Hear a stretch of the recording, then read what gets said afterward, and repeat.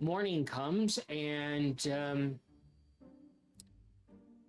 you hear the strange sounds outside of the mushroom that you're currently residing in, of Dormouse imitating her best impression of a rooster. It wakes you up instantly, Cayenne, because you're like, what's being murdered outside? That tracks. It's like it wakes you up too, Scabbard, because it just horrifies you more than anything you've ever heard. It sounds like someone's coughing up their lung, trying to imitate a rooster while wheezing from asthma. Jeez.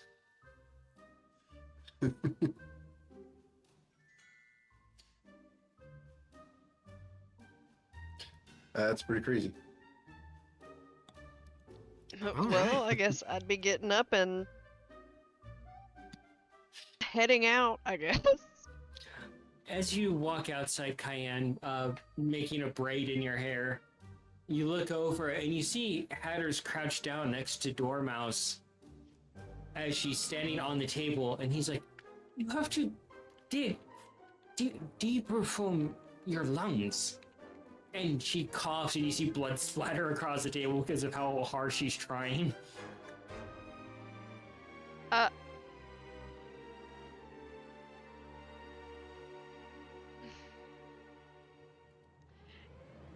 think I might work on making her a rooster call.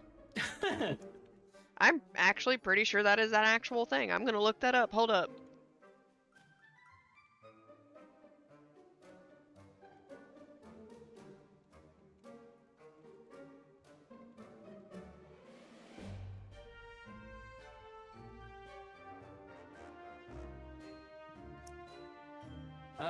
Mungo.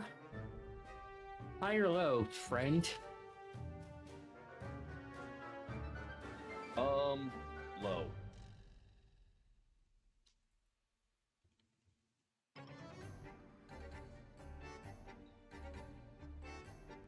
You wake up and you roll over and you just feel your face smear something, and you open one eye and you can feel the stickiness of barbecue as you blink briefly, and you realize that as the smell infiltrates your nose,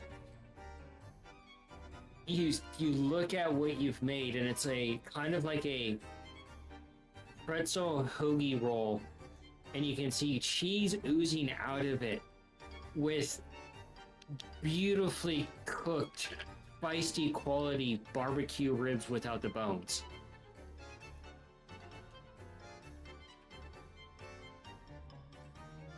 You know what, Mongo? If you thought really, really, really big, you could feed the party and would never have to worry about provisions.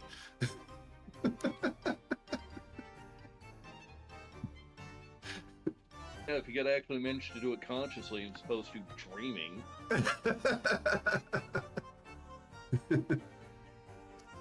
How do you respond to the sandwich, Mongo?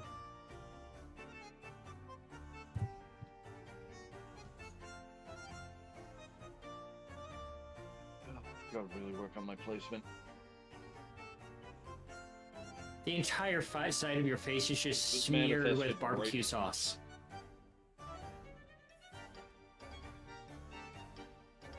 Well, if it's warm, I'm gonna try to get it off immediately because it's probably burning. Yeah, probably a good idea. There is steam coming off of the heat level of the sauce in the sandwich. Yeah, no, that's the first thing is, get the very hot substance off of the face and probably try it while I'm at it. Would Feisty be jealous or proud?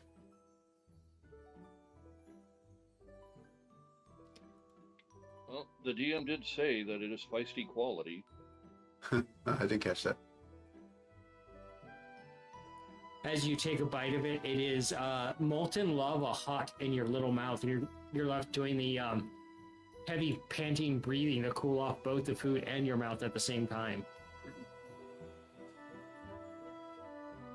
Yep.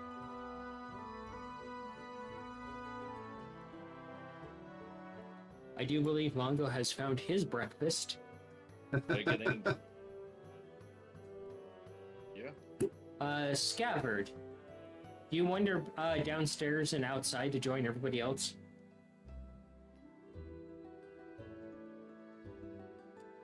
As a matter of fact, I think I do.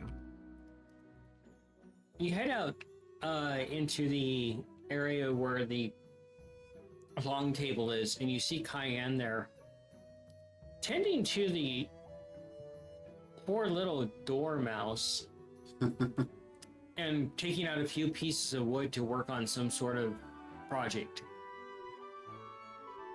And Hatter walks over to you and offers you a cup of tea, Scabbard. Take a look at the tea. You see a reflection in it, and it just blinks back at you, and you didn't blink at the tea.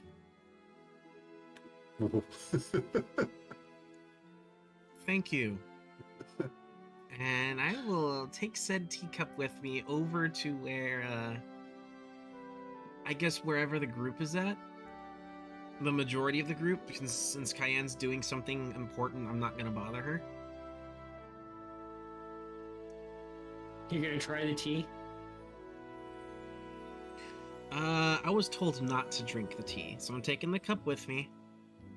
And I will go ahead and place the cup down somewhere away from this whole debacle.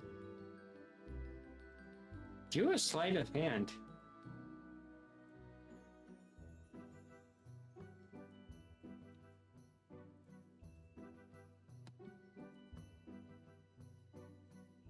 $19.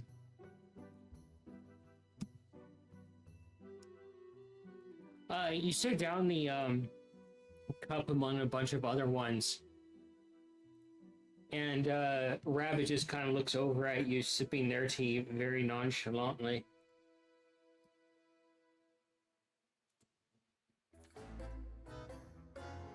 And I will go ahead, kneel down, make it look like I'm. Well, I guess it really would be that I'm adjusting the wraps around his little feet for a bit, and I'll get back up, and I'll grab what it looks to be an empty cup around that area.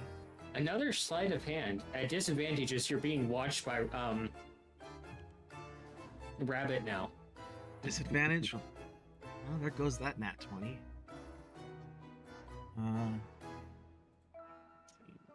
21. As you start to reach for a cup, Rabbit strums on some sort of instrument you've never seen before, and you kind of watch her hand ripple in the air. And the cup you reach for, you pick it up and you look at it in your hand, and it's the one with the tea that you try to hide. Okay. I guess I'll make it look like I'm drinking it then. And I'll go ahead and keep walking in the direction of wherever Mongo and Nikolai is at. They're not down there. They're still inside. Oh, well, I thought they were. No, it's Okay, just well, it's go just ahead. Cayenne. So roll a I deception guess I'll for just me. find somewhere to lean. A deception? Yeah. Okay. I want to take it, but I can't. It's cocked. 18 though, but... Alright.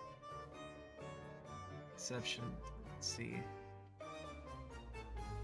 That's gonna be a whopping 14. I can hear Tom's ire right now about that being just a 14. That, and also it's like Scav wants to give Mongo a bunch of shit for lying, and what's he doing right now? Couldn't just politely refuse it. No, you have to go be deceptive and stuff. Yeah, you go to try to nonchalantly make it look like you take this drink, and you suddenly just feel the rabbit's hand just shove the tea, and you feel some of it hit the roof of your mouth and go down the back of your throat. Oof. And you hear him looking at you. Hatter makes really good tea. It's good for you. And as the tea hits the back of your throat, it's almost like the rabbit is melting, like in, I guess, the D&D movie when the bard spell failed. That was a great scene. All right. So what's all in this? Because I'm immune to certain things, but not everything. Oh, I know you are, and I know what the list is.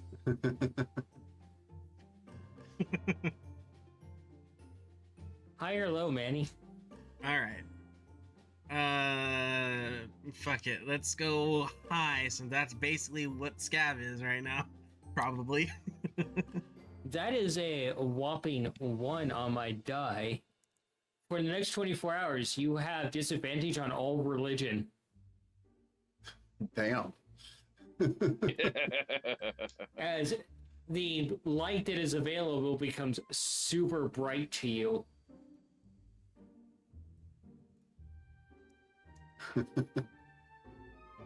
You're muted, buddy. Pull the goggles down. Uncomfortable. Bright light. Oh, that is one thing. Gremlins 3, the script is apparently in front of Steven Spielberg to be greenlit. And the original director is up for coming back from Gremlins Oh yeah, 1. I think I heard about that.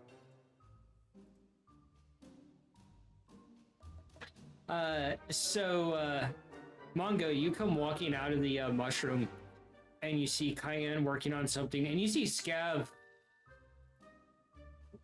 walking around in a very tight circle with one of the teacups. And, Cayenne, you look up briefly from the project you're working on, and you see Scav doing the same thing.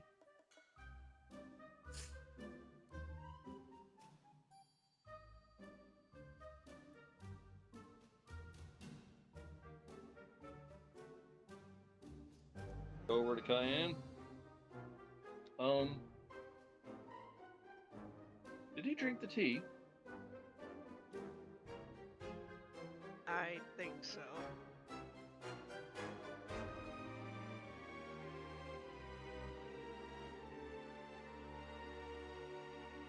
Yeah, well.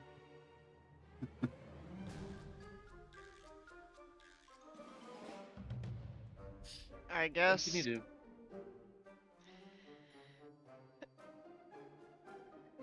I guess the only thing to do is see if there's anything that we can do to make it better. But I would have to know what was in the tea. Actually, you, in your position, Cayenne, you would actually be able to ask Hatter the most directly.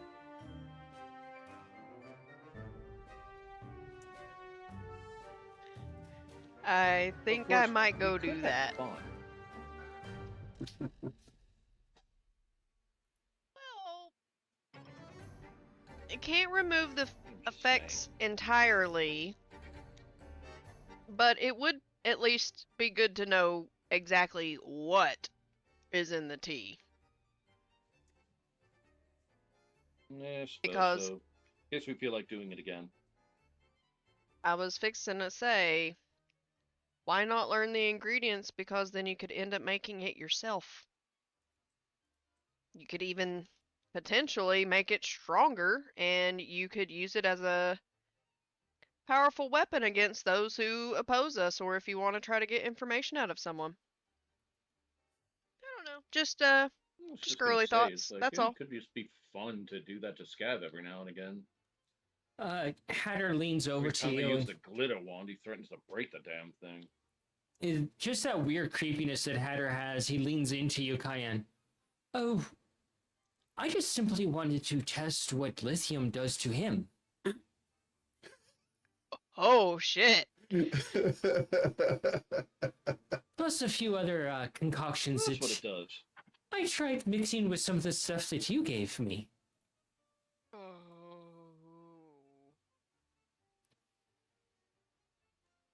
I think he's on a jolly good track right now for an entertainment of time.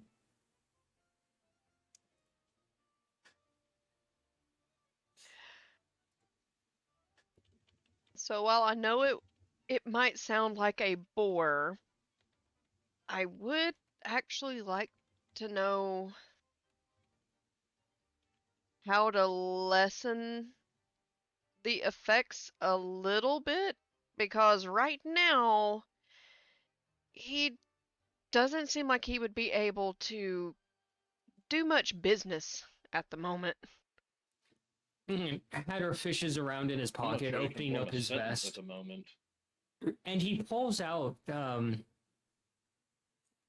what looks to be essentially like a vial, and you see like this giant hornet needle on the end of it that looks like a small dagger, and you see like this weird milky kind of yellow liquid inside of the vial, and he holds it out to you. Ah, I have not much research in this, lass. I He opens up a small book, and you can see it's in a language you don't understand, a common you don't understand, or something else. According to these instructions, I was able to wrangle some of the card members and extract something from them. This is the byproduct of what I extracted, also known as pure adrenaline.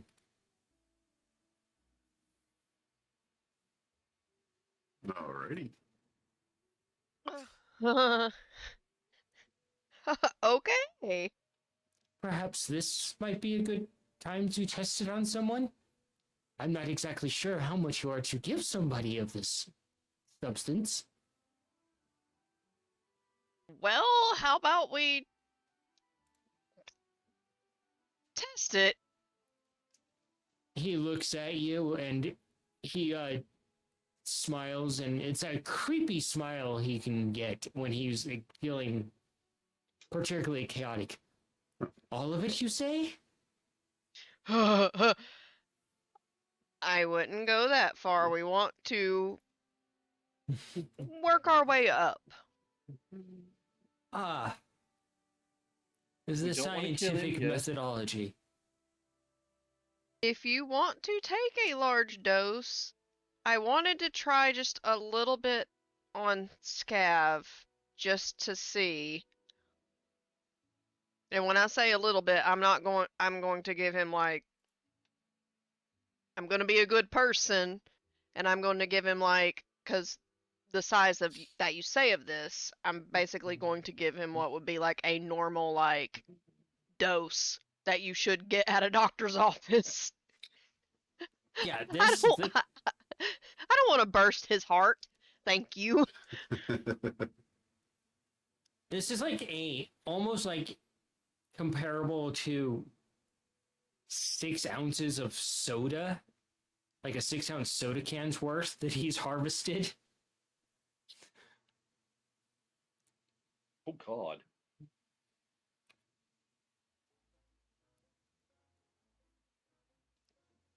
I'm going to find a place to jab the Scav. And he and Hatter hands over a sewing needle with it dripped into the adrenaline.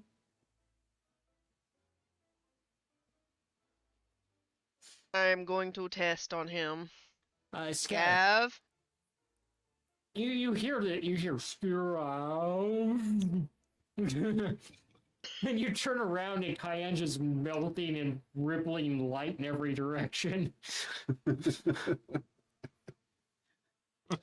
God. And Scav looks at you, and his tongue is just hanging out, and every once in a while he goes, because his mouth is so dry from whatever he's on.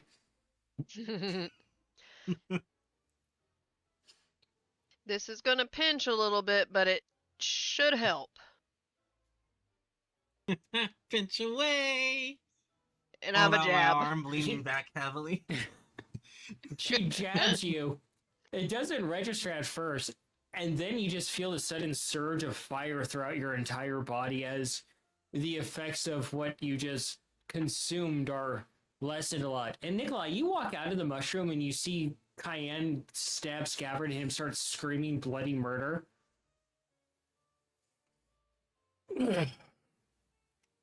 What did Scav do now? You drank the tea. Why did you drink the tea? In his defense, it was forced on him.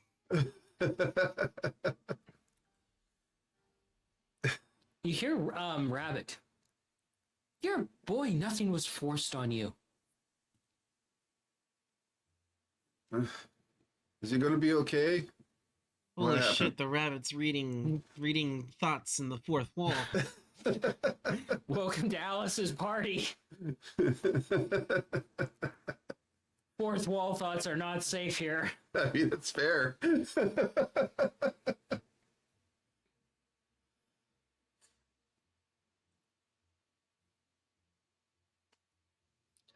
So how is Am I the only Scab one feeling remember now? this old Jason Statham movie called Crank?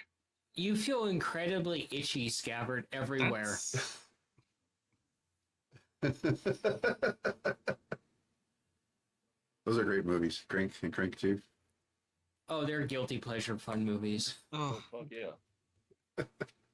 Oh, there ain't nothing to feel guilty itchy, about. itchy, Those are itchy, just itchy, fun itchy. movies. There's just the scratching, the itchiness, rubbing up against whatever looks hard. Just very, Oh, Do it honey, or do I phrasing. not very do it? itchy. um, I know. Should I do it or should I not do it? Hatter presents you with a tiny little sampling of this Mongo and gives you a sample of it too, Cayenne. Extremely hard to harvest, so please be careful with that. Absolutely. For the chat, part of me still expects Nikolai to say, "You're playing Doctor and Scav without me?" You know, that's kind of where I was getting at. Like, why ask? Is he going to be okay?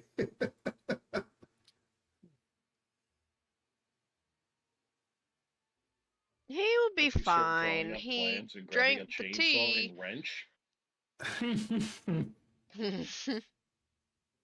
He drank the tea, but then I jabbed him with the adrenaline. Yeah, you're not exactly sure. You know on the surface level of what that is, but not fully. And you're just like, how the hell did he harvest? I'm not going to ask questions how he harvested this. Nope. Because the only thing that went into my brain, because they're cards, was it was literally from the white bits of the cards, and any other parts were removed and discarded. And then made into a liquid. It's actually a lot more violent than that. It's, he directly stabbed their adrenal glands and drained it with a pump. That's pretty hardcore. That's fun. So the guards died slow. Just imagine that one scene from God, I think it was Frankenstein, where he stabs the hunchback in the back, Igor in the back, and starts siphoning out the pus with that big ass syringe and tube. And You know what I'm people say talking I about. bring up very terrible, gross things that make them hungry.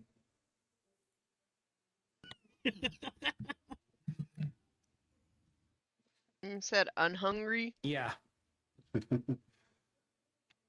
And Nate gives me Oh, shit I for know she saying remembers that that scene. that I call water flavoring water seasoning. But it is. Yeah, see, I'm not the crazy Seasoning one. is salt and pepper. That's seasoning. Oh no, no, no, no, no, no. Any additive No, to no, something no, else no. There's instantly becomes also- a seasoning. There's also vanilla and cinnamon, which also works as seasonings and flavorings too. No, it's all seasonings. There's many different types of sweet ones. Seasoning.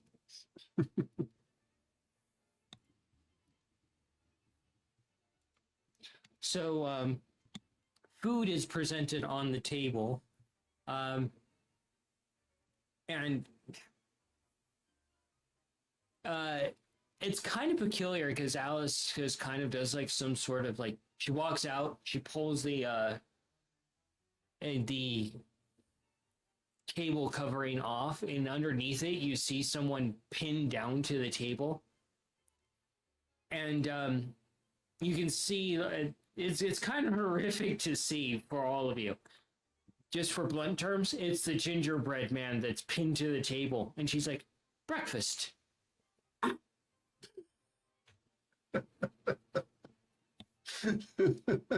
And the gingerbread man is struggling against his restraints. His mouth has been scraped off with the vorpal blade, so there's no screaming. This is gruesome as fuck. And you guys are just presented with the struggling and squirming gingerbread man against the restraints. And she walks over and she breaks off a hand, and he just and she takes a nibble of it. Damn, that's pretty hardcore. That's Nikolai will Holy stop, shit. put his hand up. Oops, I forgot something. Go back to his quarters. Don't feel bad. He works for the Red Queen. Well, in that case, does he have gumdrop eyes? I would say yes. I'ma just gouge those Not out anymore. slowly. More muffled screaming from inside the gingerbread man. Use a blunt spoon.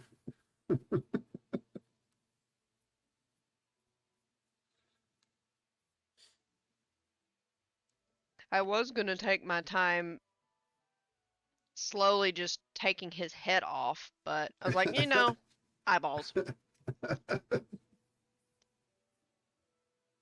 Is Mongo partaking in the dissection of the mean- gingerbread man? Mongo's got a sandwich that he doesn't want to waste. What about you, Scabbard? I mean, Scav's eaten live mice and rats before. This is literally just sentient gingerbread.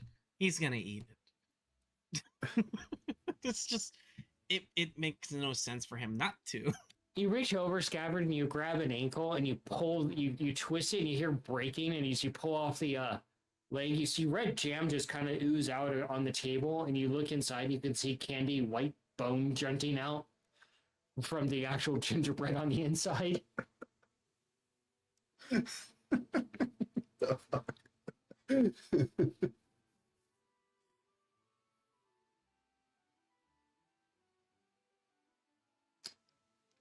So Scav is quite literally an ankle biter.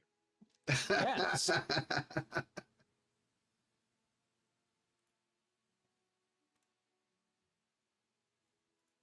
When you say hard candy white bone, are we talking like the dipstick consistency from Fun Dip? No, it's kind of like the Halloween candy, the little skeleton guy you put together. Yeah, it's the same thing. Okay. So generally, not very not very durable.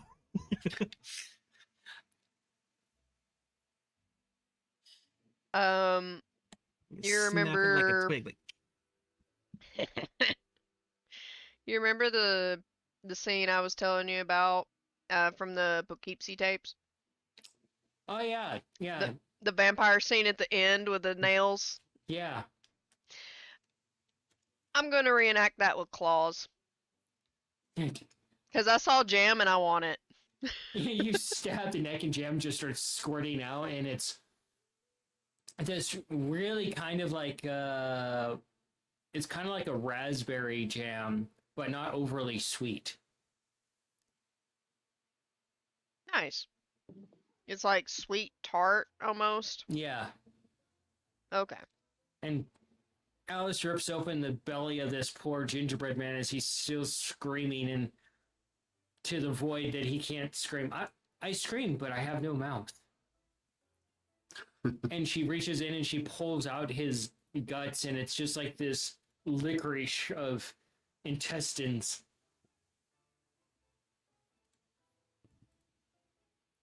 And she just puts it on a plate and she slides it over to one of her team members.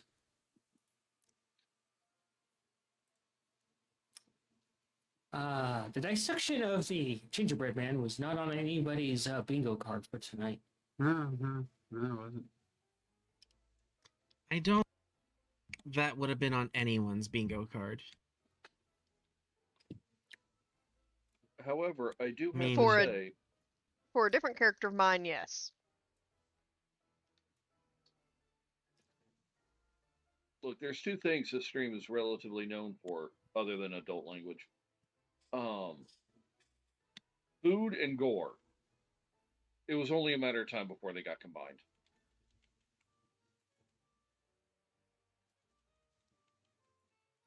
So as the squirming stops and everybody's at the table, Alice looks over at everybody. When you come back, Nikolai, she offers you a piece of gingerbread, and Like, is he still squirming? no, but the table is covered in jelly and other unrecognizable parts. Was that necessary?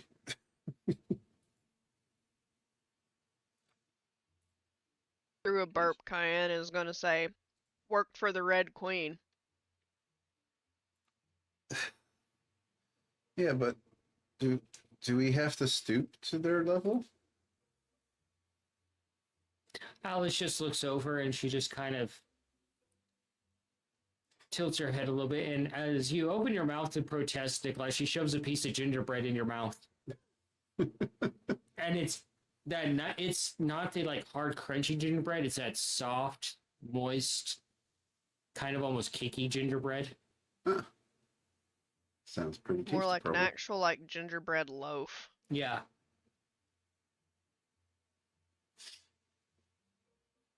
That sounds tasty. Those are really, really good when you do a honey cream cheese on it. Ooh, I might have to make that for wintertime. Sounds really Or good. you can do you could do like a brown sugar caramel kind of cream cheese to do with it. That'd be good too. Yeah. Mm-hmm. That does sound good. Per the chat, you forgot the third thing: borderline adult content. There is no borderline adult content. We just go full tilt on that.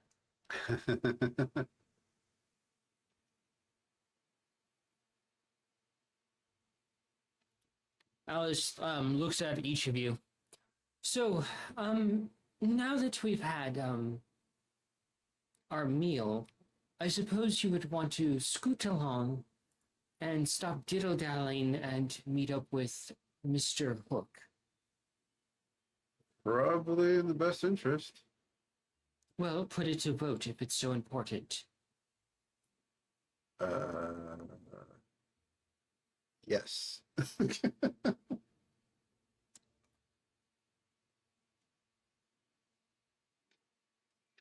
We have one yes. We do have business with E- the captain. 3. Yes. Mungo. Oh, we probably should. She looks over at you, Mungo. You have red on your cheeks, dear.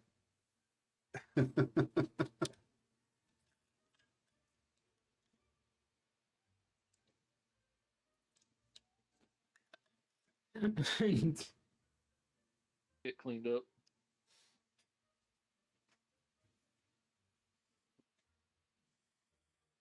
Okay. And he dropped.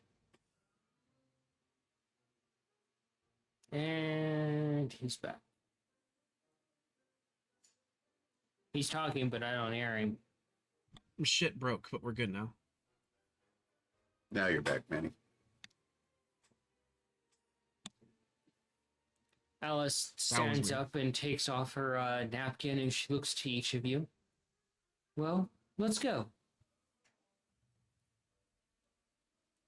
It's a simple step and walk.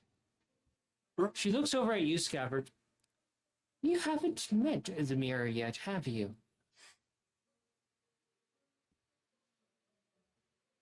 Nope.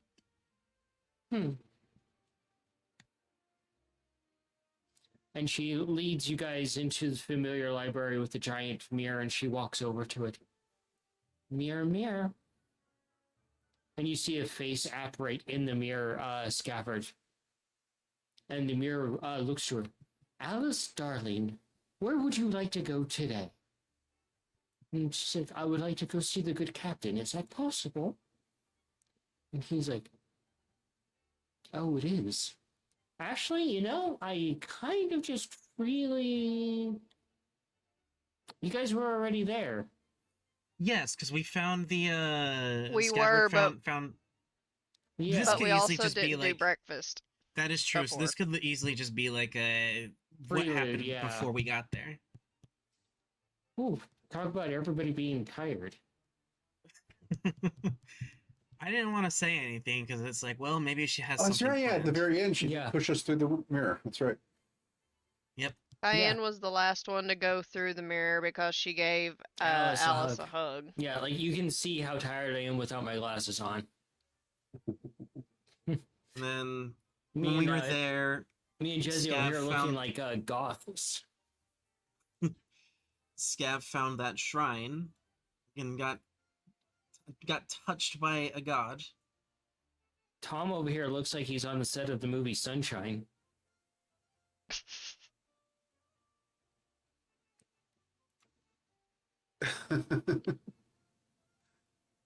More or less. It's better than it was. Manny just looks like he's irradiated.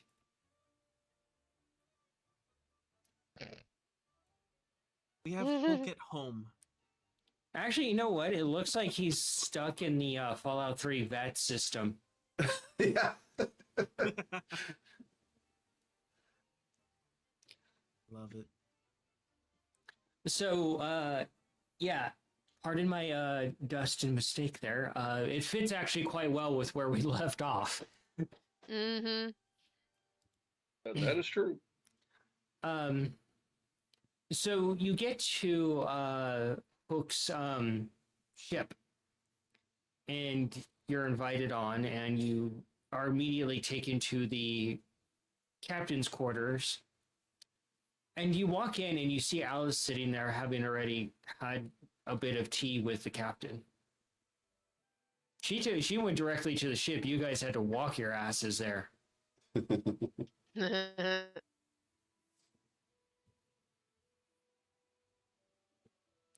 And the you've never met the captain Scabbard. This is your first time meeting him.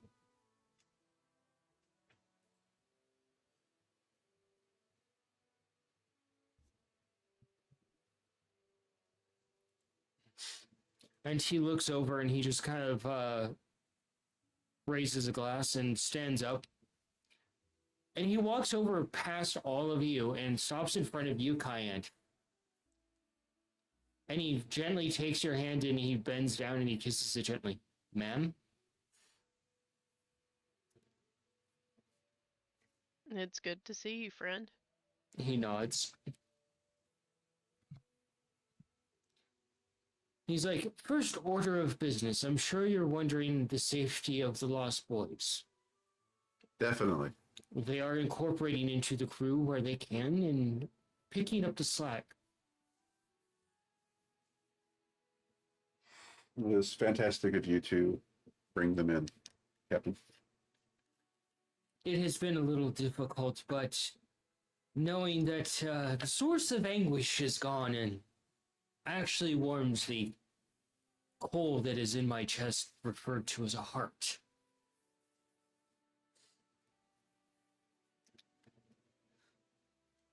And you just see this massive, imposing man scabbard with this big beard, but kind of oddly. What's it going? Oddly, kind of gentle personality despite his demeanor.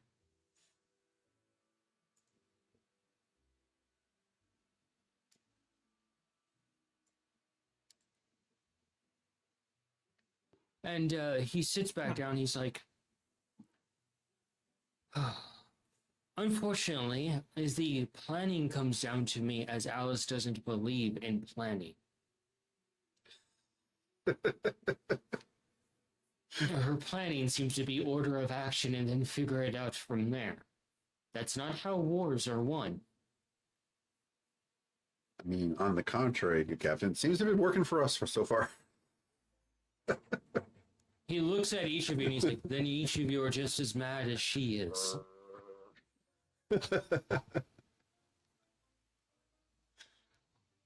I You do see give Mongo getting visibly irritated.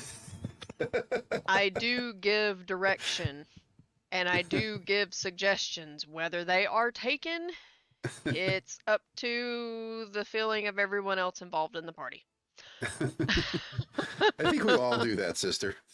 Some of us try to plan things out, while others seem deathly allergic to the phrase. Hey, we literally tried to plan the last time, and then everything went to shit. So we had to improvise. Sometimes the best laid plans are the plans you come up with on the fly. 'Cause You don't know the meaning of the word plan. You don't get to use it. Hook immediately stands up and you hear him cock a flintlock aimed directly at Scafford. What deviltry is this? Oh, sorry, Captain. This is our brother, Scabbard. He looks to each of you to Oh, vouch boy. for Scabbard. Gabbard is indeed our brother. We all grew up in the same orphanage together.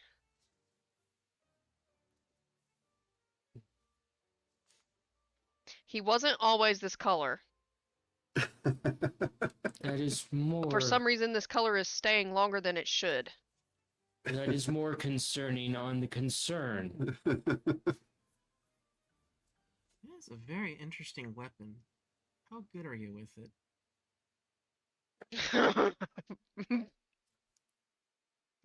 And You how really did want to Scab? ask the man when he's pointing it in your face. And how did Scab die? Oh, I don't know. Got shot in Scab the face. things. Alice reaches over and she gently pushes the gun barrel Scabbed down. until he could not scab anymore. The dumb lizard is okay.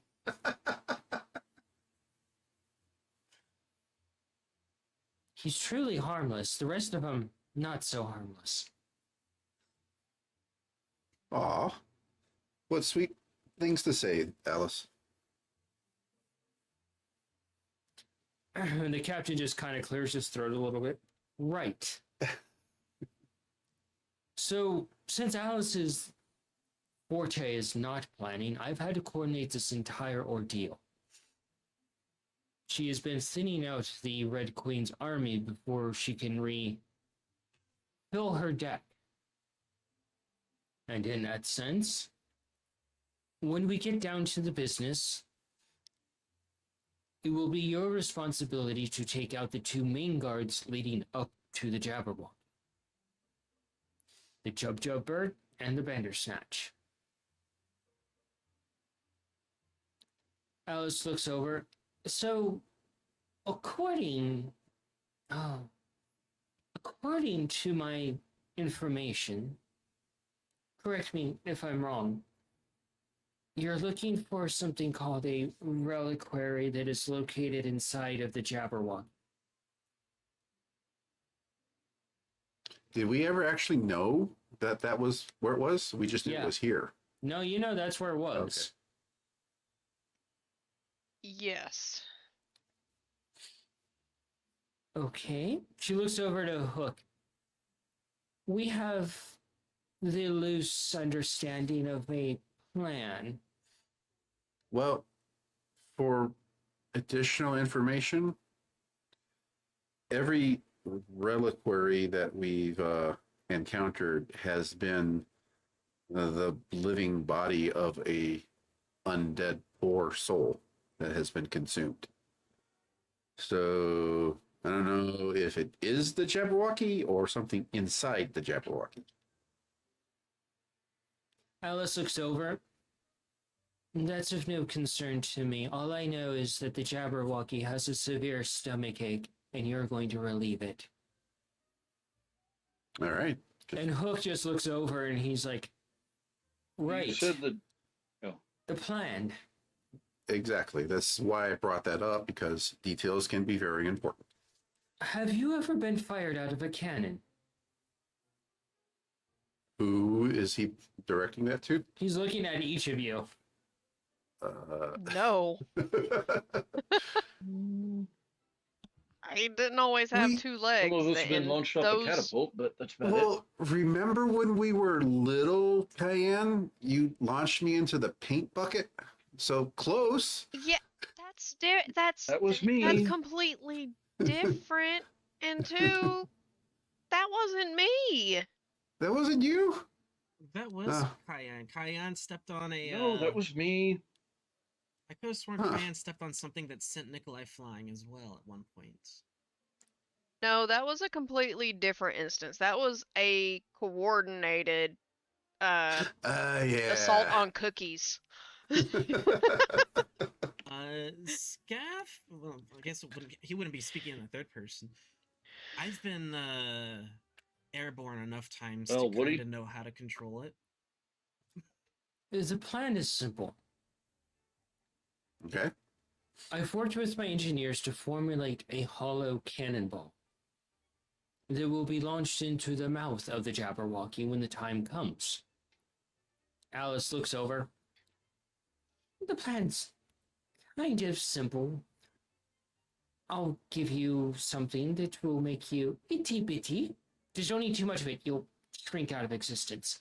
You'll be placed inside of the cannonball, and Hook and his men will fire you into the Jabberwocky's mouth while we distract it. Simple enough. Even Hatter could do this one. How big is the Jabberwocky? Well, I have been in its mouth once, and I was able to stand up. I believe myself for sure, but also I think recently Mongo has had experience with being inside a beast.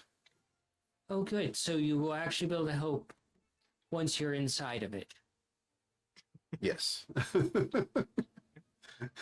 right. Scav has been inside of 2 mimics. theory. So Hook is like, it's the best plan that we can formulate. Alice and her crew will handle the Jabberwocky directly and get it to open its mouth. And my crew will proceed to fire you into its mouth inside of a hollowed out cannonball. From there, you will carry out your duties and take care of this reliquary nonsense. I'm game. Sounds like fun. I would like to investigate the armory for that, for my own comfort in the safety level. I am a very skilled engineer myself.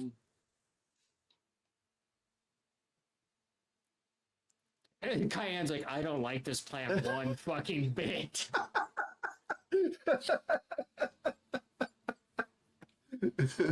how I look very big- carefully at I Nikolai. would need to know. I would also need to know, what kind of material is this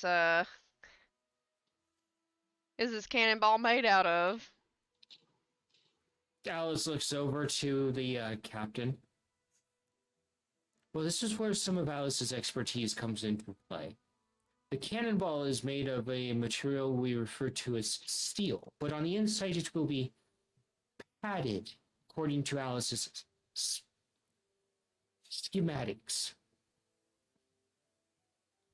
She basically has designed the inside of this cannonball like a padded cell that she's very familiar with.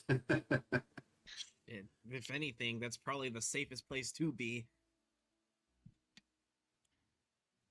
Question for you, Captain. These cannonballs, exactly how big are they? How many of us do you think could fit in there? Dealing Alice with is like, these reliquaries it requires a lot of effort. 2 people might be able to do it. 3 would be a safer option if you could fit the 3 of a smaller folk in there. Alice looks over at you and she just kind of raises an eyebrow. She's like, I already stated that I will feed you something that will shrink you down. Just don't eat too much of it. Works just fine. And she sets down a object on the table, and then she sets down another object. You eat one, you shrink. You eat the other, well, drink the other, and you become larger. Don't consume too much of one of them. The results are unexpected and can spiral out of control rather quickly. What happens if you do both at once? That sounds like a terrible idea. We've actually tried that experiment on a card. I've never seen someone's midsection expand so rapidly that they screamed in such harrowing sounds as their insides expanded across a gaping field.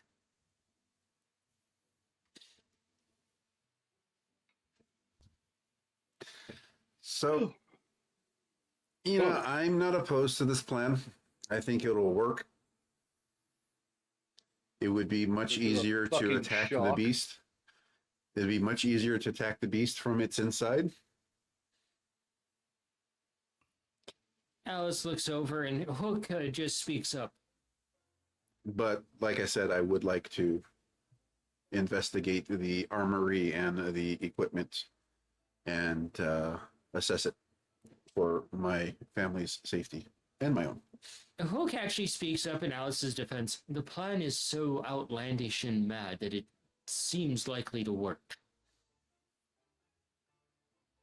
Plus, I've always wanted to take a shot at that It's usually a monstrosity.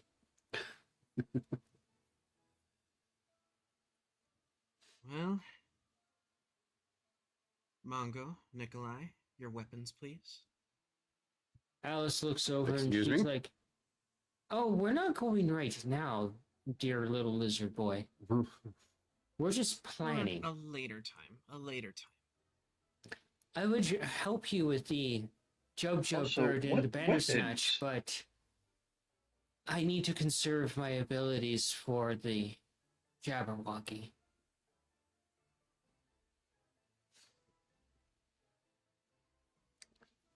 Okay. Your whip sword that I got for you a long time ago. Scabbard, you do know our brother is a wizard, right? Yes, but we're also in the Feywild, Cyan? where our magic is very finicky. Yeah.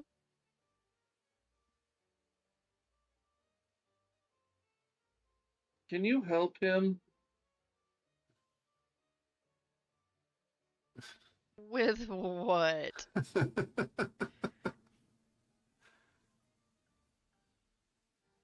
He's gotten very confused. He thinks I use what is like swords, whips, some fucking things like that. You've used it before. It's true, you have used the whip sword once before. If I remember correctly, it saved your ass too. One time. Cayenne, Yeah, One time. do an investigation for me.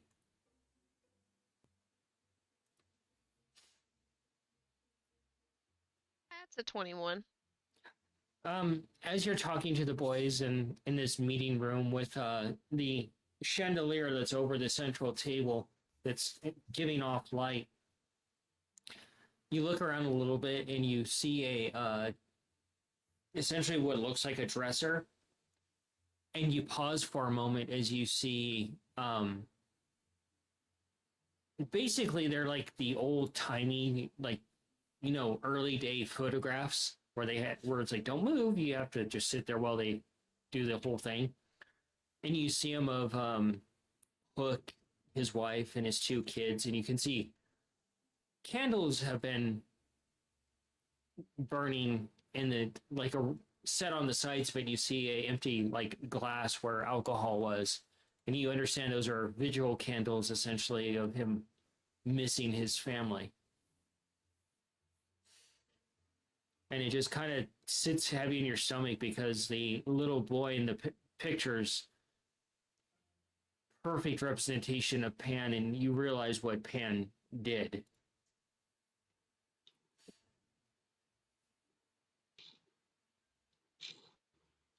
Question. Are Ace and the Reach-a-Majig with us? Because that's a lot of ticking gears and parts. Ace doesn't There tick. is no ticking parts. Okay. Ace just, he looks over, he's just kind of. Can Mongo examine Scab to see if he's lost his damn mind? I'm beginning to think he has. He drank the tea, okay? Also, it's been a while since I've played Scav. But has Manny drank the tea?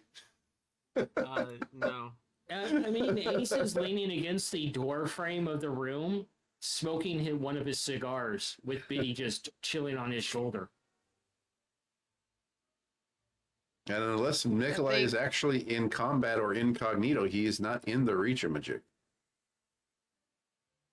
Remember? He can make it small. Seeing that vigil, I think I know what Cayenne's gonna try to do. Mongo, you see an entire bookshelf of untapped books that you haven't read yet. And you know that this guy is from a different time period.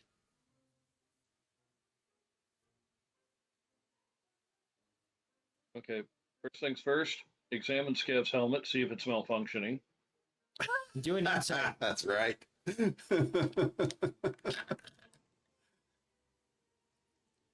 Look, there are priorities, okay? Before I can go to the books, there's two things I gotta do. This is one of them.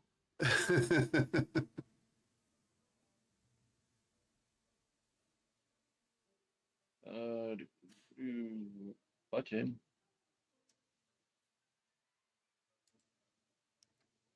Button. And inside.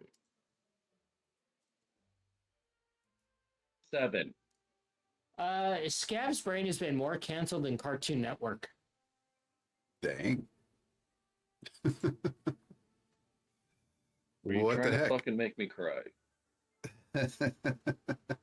All right, fine. His brain has been more canceled than classic Nickelodeon. Jeez. To be fair, in his defense, Okay, well, once the effects of everything that's happened this morning wear off, he may get somewhat back to his normal. Okay, Nikolai's next.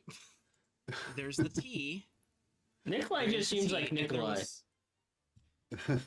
There was also a long time period with Vicky Bullshit. as well. So. I'm calling bullshit. I'm getting the goggles. I'm looking over Nikolai. He just said going into the thing's mouth is a good idea. The number of times he has gotten on me about what we did as kids, I'm straight up calling bullshit. There's a difference. Voluntarily being swallowed is way different than someone just trying to eat you. You flip through the goggles. Nikolai seems like Nikolai through the goggle. Although you're getting a slight like flashbang off from the side from Cayenne. And Alice. I mean, I'm cool with them seeing a little bit of insanity. I try to move to... I try to move to minimize those, but yeah, deeply concerned about Nikolai. Wow, shots fired from the fucking chat. This isn't helping with those being evil allegations, Mai. It is true. What? What I do?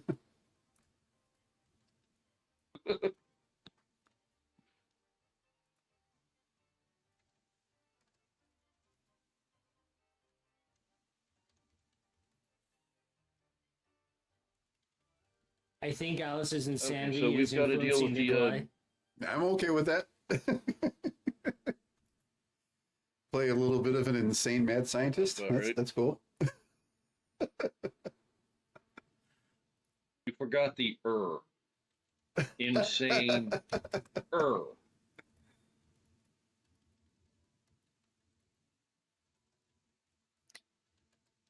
Okay, Looks- so we've got to deal with two critters first before we can get to the stomach. yes, and you'll have time to rest between.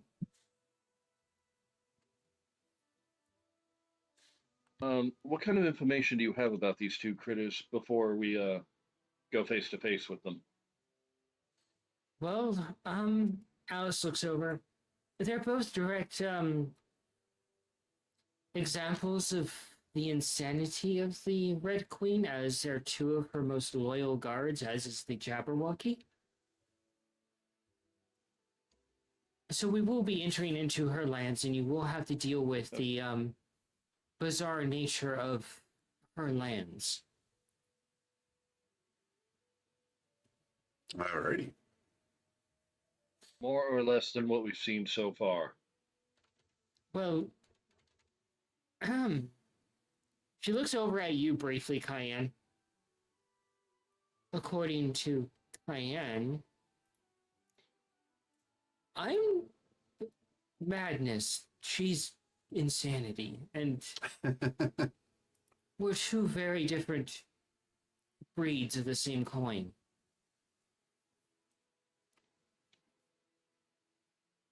Okay, kind of makes sense.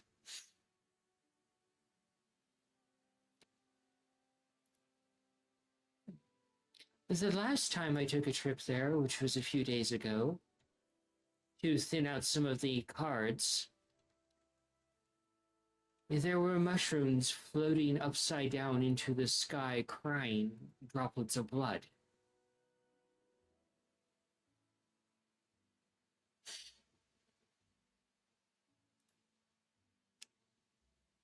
Oh, okay.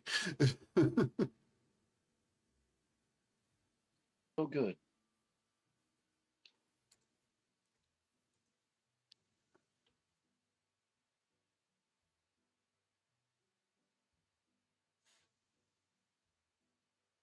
That's just a small sampling.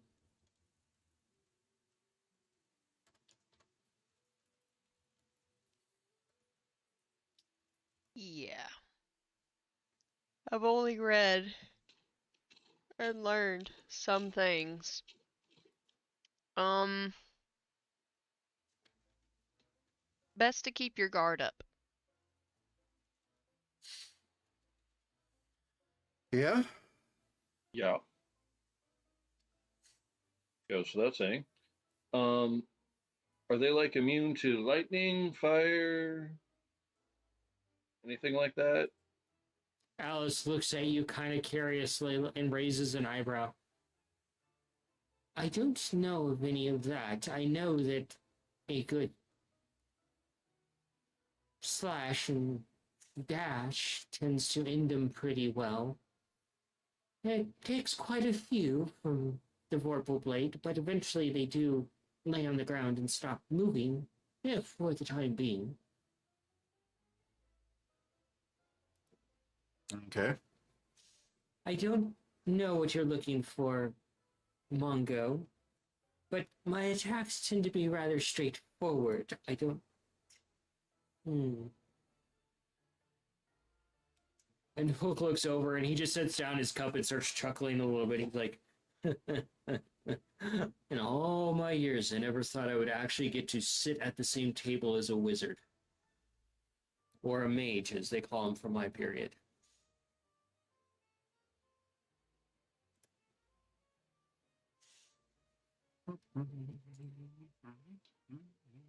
Well, if you have any questions, let me know.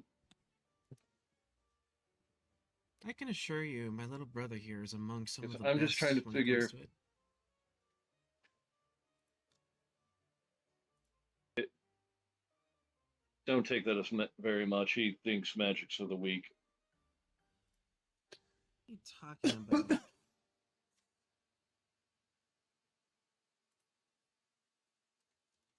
Um, I don't suppose you know of any spells that might help out. Book looks over at you. I come from a period where your kind were prosecuted and executed, and all associated documentation was either filed away or burnt. I know how to kill your kind very efficiently. I've never broken bread with one of your kind until now. You know, Hook, if you don't mind, getting some of that knowledge would be very useful for our final goals, I think. I'll only provide that information if your mage friend here deems it necessary, as I have respect for him as he's among Cayenne's presence and Alice's presence, and the deed that you have carried out for me. Well, to be entirely honest, knowing how to end one of my kind as fast as possible would have multiple advantages. Don't worry, Mongo. We're not planning on how to But deal with you. If I know how he's going to come at me, then I could make plans to counteract that. Also, eventually, we might cross one of my kind that is. Okay, well, look, most of them are fucking dicks, okay? So, yeah, eventually, probably gonna have to fight one of them. He just looks If over I and know he's like, ways. we have an instrument, various instruments of projectile manipulation, and the ammunition is a filament of anti-magical nature. It's very hard for a mage to cast anything when they're writhing on the ground suffering from the effects of the ammunition. Nikolai pulls out his pistols that would do it. and his rifle and is like, let's talk, Captain. Just think of getting blasted by rock salt, but it's anti-magic. Ooh, God, even your basic shield spell won't be able to do shit. Nope. It'll completely undo the magic.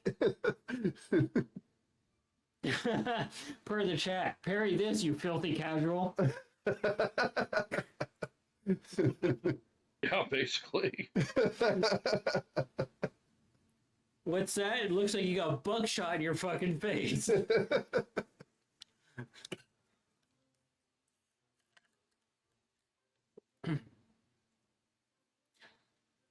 We learned in my time period to wage war on mages, to exterminate them and control them.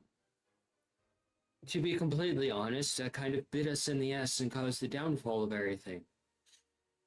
In the end, it was a unique ending. In fact, the ship uses mage technology to travel between the realms, but Pan ruined that. Captain, I do have familiarity with flying ships and ships that go between realms. I may be able to offer assistance.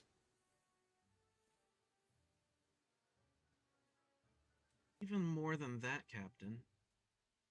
I happen to be very close with someone who may be able to fix your issues and would more than likely be willing to do so, considering that you are assisting in this entire endeavor altogether.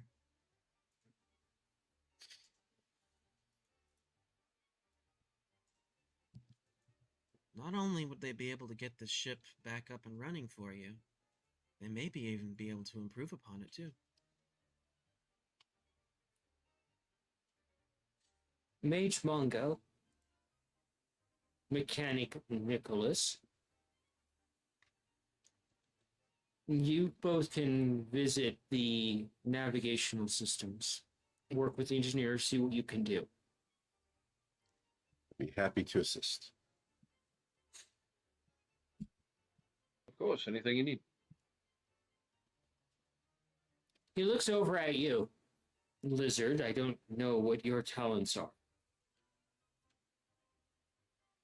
I am what is known as a paladin. I am a kobold, specifically a gemstone kobold. My talents involve that of faith, knowledge, and preservation of history. Ah, I understand now. So you're a thing of the cloth. So your primary duties are just to be on your knees and hoping everything works well. Not necessarily. Yeah, basically. I am what's known as a paladin of order. I try to do what I can An to expert at sucking up to maintain- deities. I try to keep things steady. I try to do what I can to keep these my family, these crazy lot that I do love, but sometimes drive me insane, alive. Hook interrupts you. Alice, do you have confidence in this man of the cloth to pray to you? Alice looks over.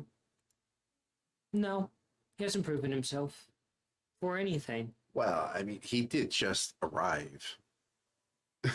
He looks over to you. And you, Cayenne? He's been gone for so long because of me. Hmm. And he's back because of me. He's proven himself very useful in his chosen occupation many times. Granted, it's put him at the butt end of many, many jokes, and he's become very holy on more than one occasion. Oh, yeah. Falling through trees all the time. Oh my god. You could say he's become more with nature than me on some occasions. He's He's good with a sword and good with taking hits. The good captain And looks good with over. diplomacy too. Sometimes. I've heard some stories. Priest, there is a chapel aboard the ship that is rather malnourished. Perhaps your knees could use a rest there. I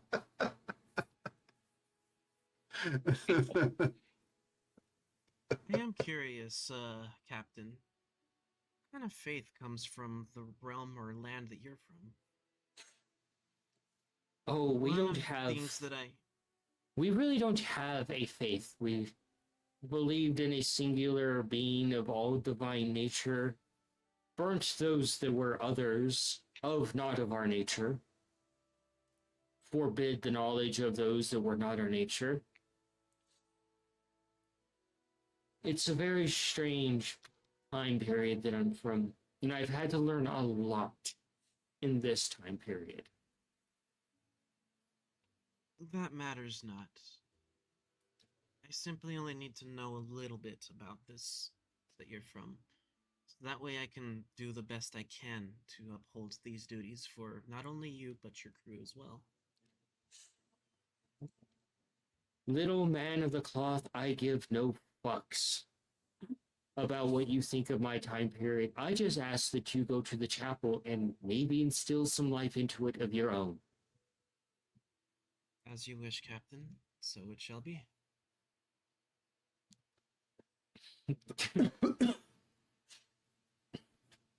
Does that mean that Cayenne would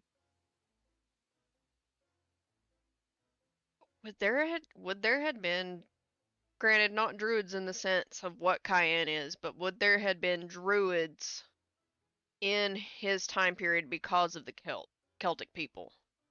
Likely, yeah. Okay. I was fixing to say because what I learned in history of funeral service was uh, priests of the ancient Celts were in fact called druids. So All right, Yeah, yeah. the to give some idea, like he's from a previous time period where the Age of Folly. Essentially, they forbid anything except for the worship of the machine and advancement of technology. mm, There was no balance essentially to it. Anything that was not of that nature was seen as blasphemous. okay. However, yeah, that's what caused basically the downfall, that huge imbalance of worshiping just that and forsaking everything else.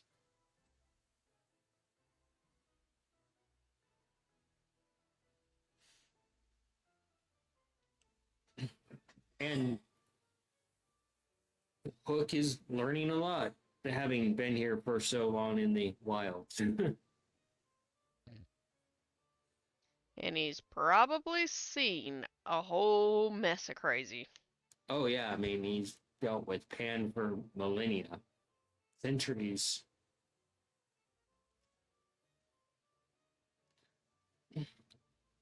And he taps his cup on the table.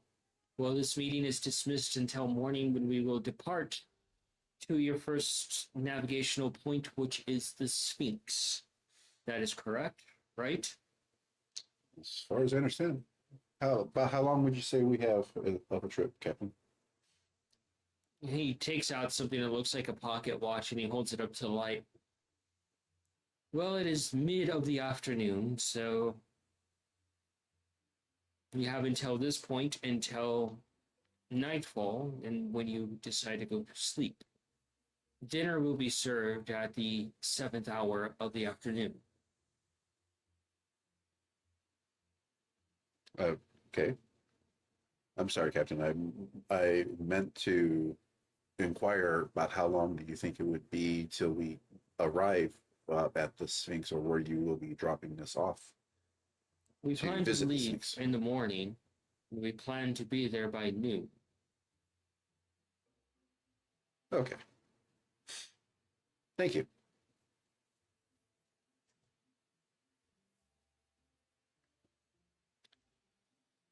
Whew. So at this point, you guys are free to roam about the ship and investigate and get into meeting people. Seeing the vigil, Before Cayenne's Hook got walks off, I'll ask ideas. him if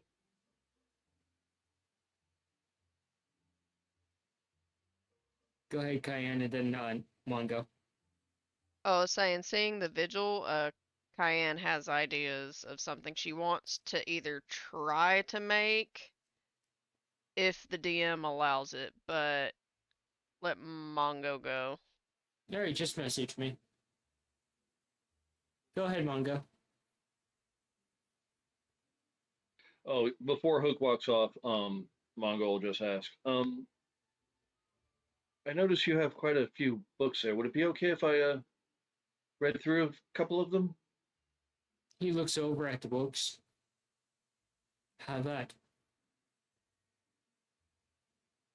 And what would be the name Thank of your you very engineer, much. Captain? Good question.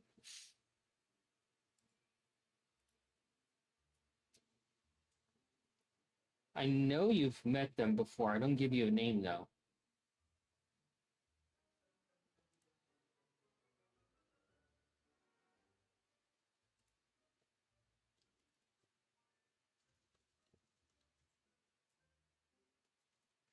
I know I've given you some information on the partner on their let's see.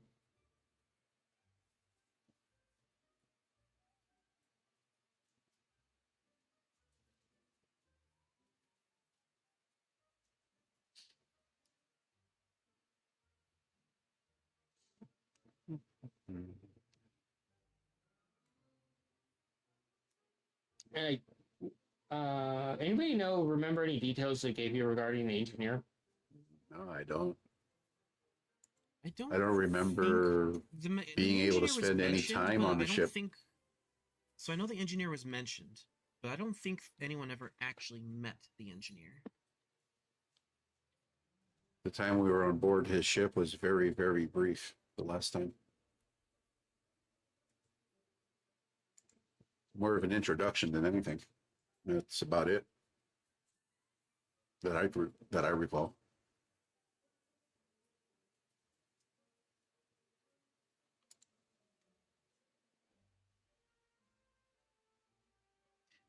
Yeah, per the chat, or one of our lore keepers there mentioned, not met.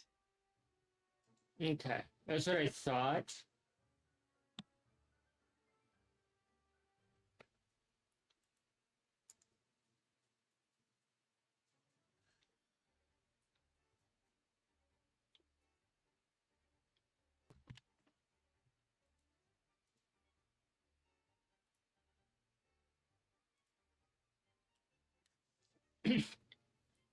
And Hook looks over and he's like, "Oh, you find her down in engineering silo."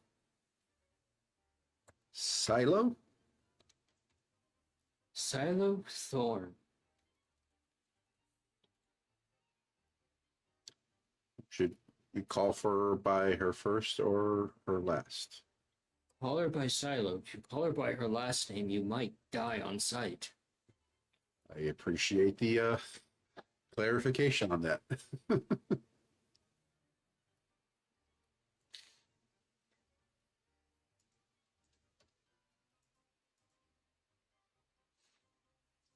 Well, brother, shall we go speak with Silo, or do you wish to dive into the books first? Don't get me wrong, I would prefer to read. However, should probably at least see if there's anything I can do to help first.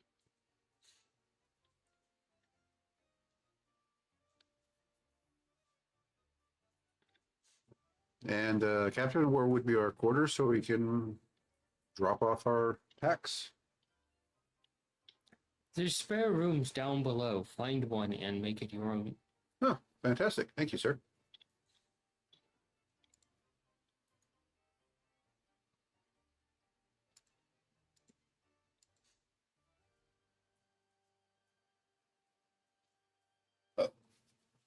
I'm ready for a little mini ship adventure.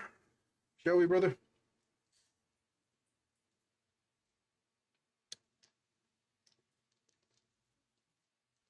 Still concerned about your well-being. Why?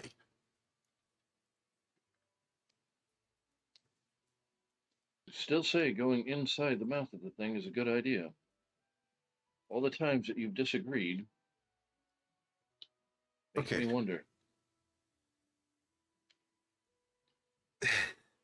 The only problem, the reason why, brother, is because it is my choice at this time to do so. And I can't, then none of us can really be physically attacked by such a horrific beast if we're inside of it, can we? We'll accomplish we this can. goal and live to tell about it. I don't think you understand just how much it hurts to be inside of acid. It's not pleasant. It's very Oh, painful, actually. I'm quite aware, Scabbard, but we've learned so much since the last time I was in that werewolf's throat that I'm pretty sure we'll be better for it. Besides that, part of There's a significant difference between being within a creature's throat and actually being in the belly of a beast. From personal experience, it is very unpleasant. yes, I know the acid in the stomach is terrible. I felt it when I was in I that really beast's hope throat. that either you or Mongo have some sort of option or method to negate that. I'm 'Cause, I'm sure it's not gonna we'll be be a fun able time. to accommodate.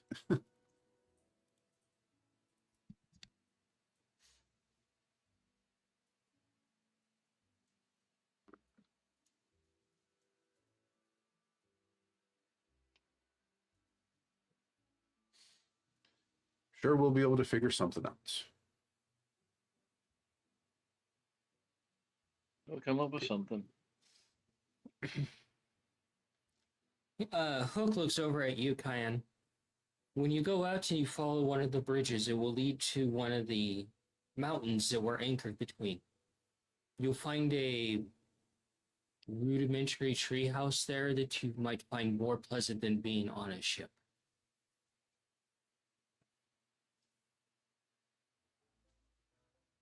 I appreciate you very much.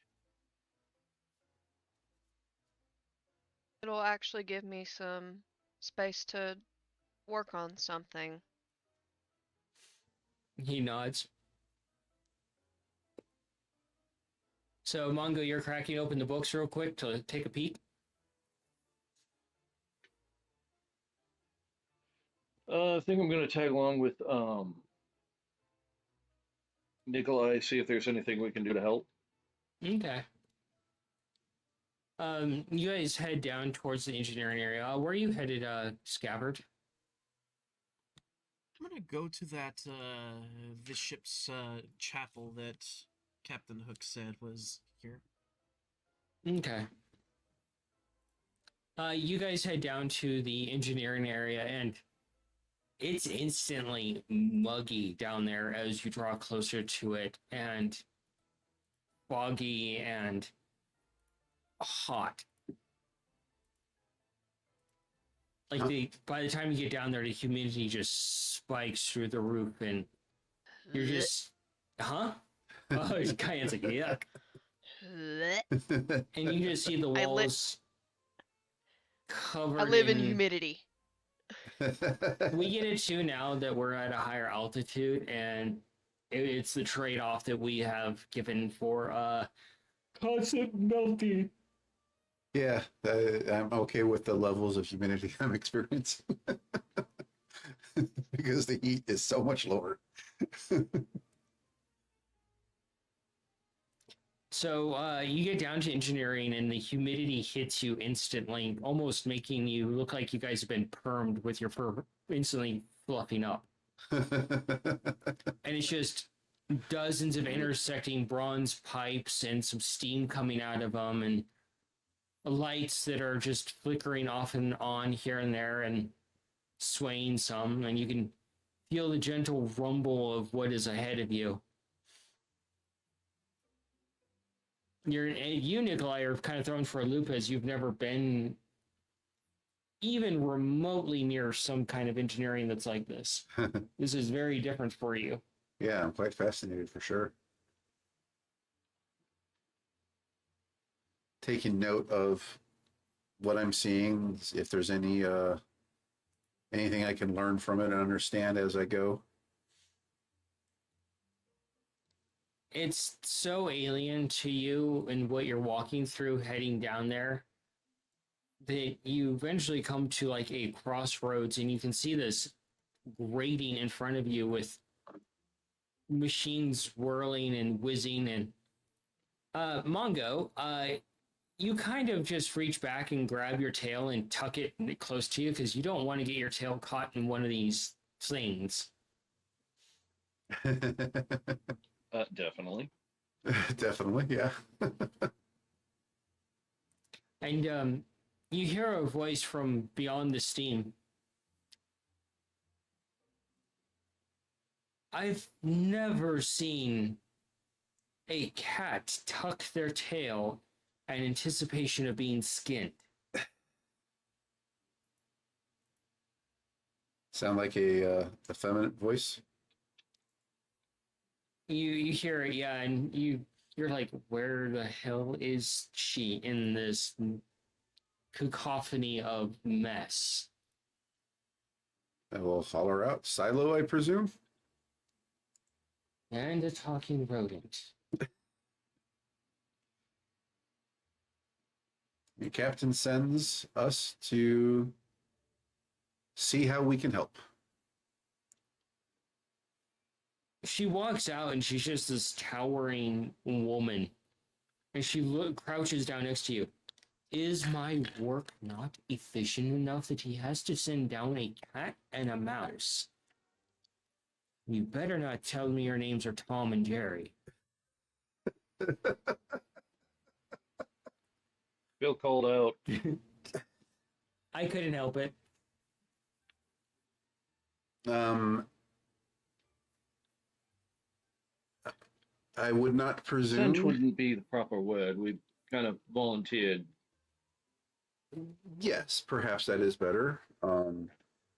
For a specific issue, we understand that your wonderful ship's device or functionality for moving between worlds is not functioning properly.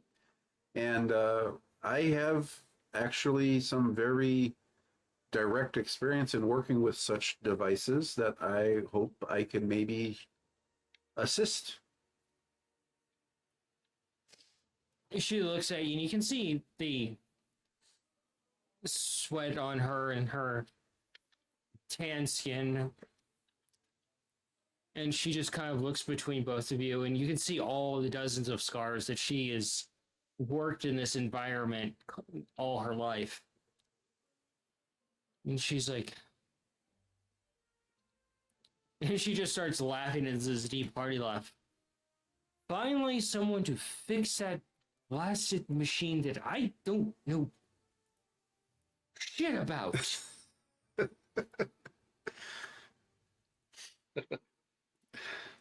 Well, if you'll be so kind to point me to it and tell me anything you know about it, I will do everything I can to assist. She looks between both of you. How the fuck am I supposed to tell you what's wrong with it? I hit it with a wrench. It doesn't work. I tried turning gears. It doesn't work. I only got it to work once. Those are actually two pieces of information that will help. She reaches out and she touches one of the hot pipes. And pats it gently. I understand this. I don't understand that.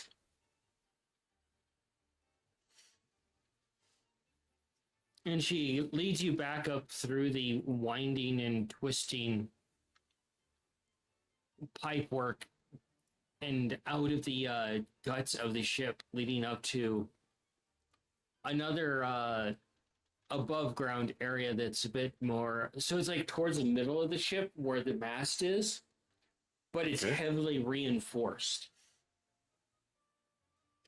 And she unlocks the door and she heads in and into this area, and something catches your guys' interest. It's always kind of perplexing how you find these big burly people on ships of all places. Like, she is not a dainty little woman. She is a mountain of scars, tan skin, and just sheer raw engineering finesse. And she heads into this room where the navigational system is that connects to the rest of the ship. And Mongo, you instantly feel the deep, like someone burnt a bunch of mage books in front of you. Ooh. You can see pieces of this machine laying on the ground as her foot accidentally kicks a piece of it across the floor. Like someone dropped a bomb in here and just blew this thing to hell and back.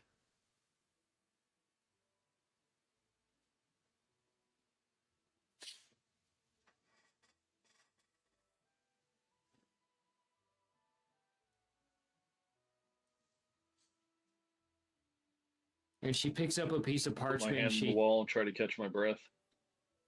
She picks up a piece of parchment, blows the dust off of it, and then holds it out to you guys. Here, schematic. And she picks up a book and tosses it towards you, and you manage to just catch it barely, Mongo.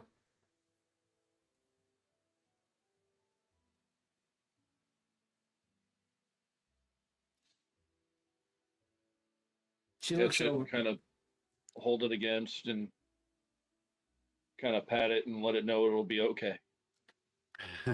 You two have fun. Good luck. And she walks out and closes the door. Alrighty. So,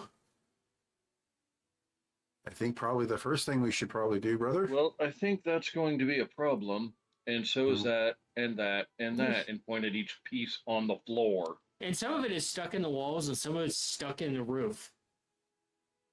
One thing at a time. We don't have to touch anything yet. Shall we use your wonderful goggles that you'll never let me touch? If I let you touch them, I'll never get them back. I will. I've already sworn to you that I will let you have it. But here, I hand you my Richa Magica. Oh my god, the fucking chat. Nikolai's finally in his favorite terrain. An engine room. Or a magical navigation room. Yeah?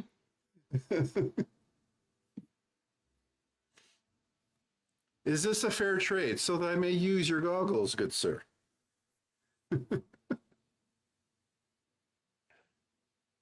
First of all, I take out the goggles, get them set, because I don't know what the hell I'm going to see in here, and I've looked at Cayenne way too many times. So it's more like get them set and then sort of look in to see if it's going to be like looking in night vision at the sun.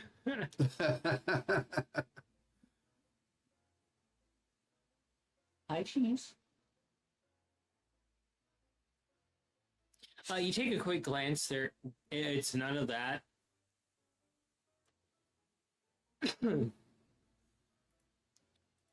But this is going to be a interesting project.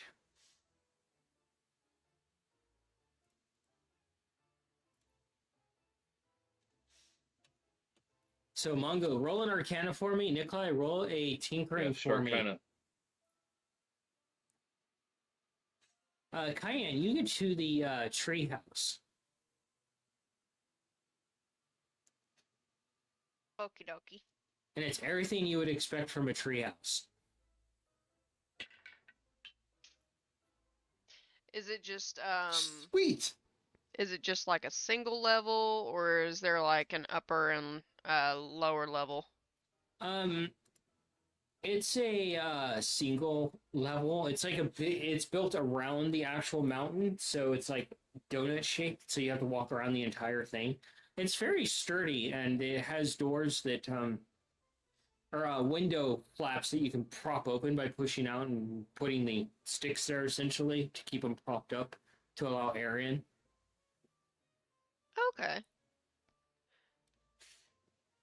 And Well, there is a Cayenne is there is a faint smell of alcohol here and oil. Like they come up here and they drink and just kind of, kick back. I wouldn't expect anything less. Treehouse would be the perfect place to do that. Yeah. Yeah.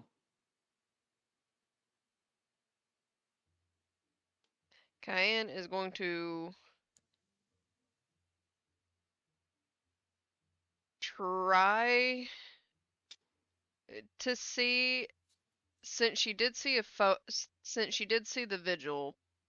First, she wants to see if she would be able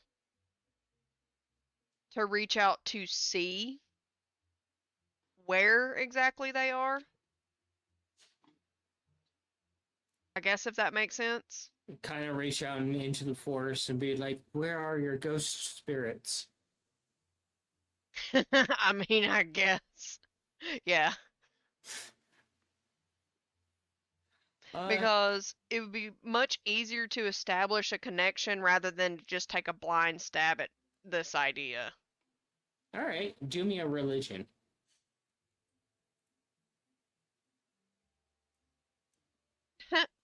Religion is a 5. We'll get back to that. Scabbard, you eventually do find the chapel that he was talking about, and you have to struggle to push the door open, and you feel something fall over, and you kind of like slide into the room, but the crack between the door and the wall. And you realize this is just a tiny little, like, two-pier chapel that has been turned into a storage room. Oh, okay. That's kind of sad, actually. That is. All right. Time to get to work. I will go ahead and do the best that I can. Do an To start- investigation for me. Investigation? Mm-hmm. Oh, shit, alright. That's actually pretty good.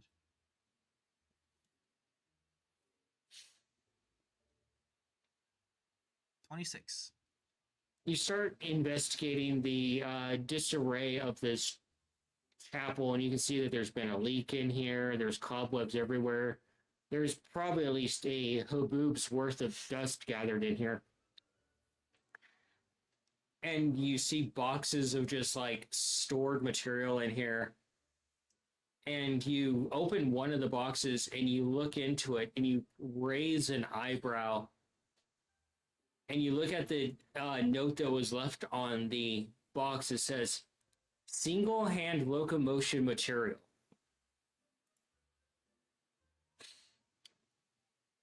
Alrighty. I will slowly slide that away. Alright. I have work to do. The hell? Here's what I'll do. I know and understand how magic can be really fucking weird here in the Feywild. So I'm gonna go ahead and get to work on cleaning what I can. And what I can't clean, I will very, very carefully use prestidigitation. As per the way that I was taught to do so in these situations. To avoid any weird wild magic shenanigans. You know, part of me just wants this to go haywire, and suddenly he's fighting a bucket of crunchy towels. No.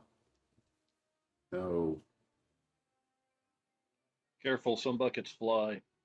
For the chat, so it was that kind of chapel.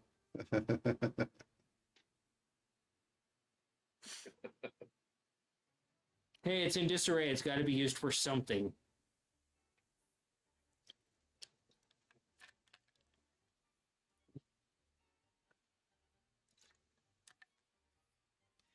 You know what? Actually, there's another thing I may be able to do here, since this is technically considered sacred ground. Leave your pants But on, I bud. have to get... I gotta keep the rest of this all cleaned first. Hi, Anne. As you focus on trying to... Why am I getting a weird echo? Let me check. Yeah. Getting a slightly weird echo. Are you hearing yourself? Yeah. Just slightly. Hi, Anne, as you focus on this, you realize you're going to have to seek out Mongo for maybe a slight change of plans as you really get the creepy crawlies knowing that Pan consumed them. There is no reaching out and finding them, but you might have another idea.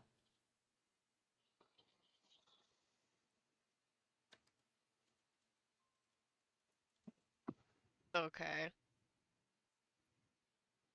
The loving touch of Smiley never goes away. Gonna find wherever he was ripped to and have some fun.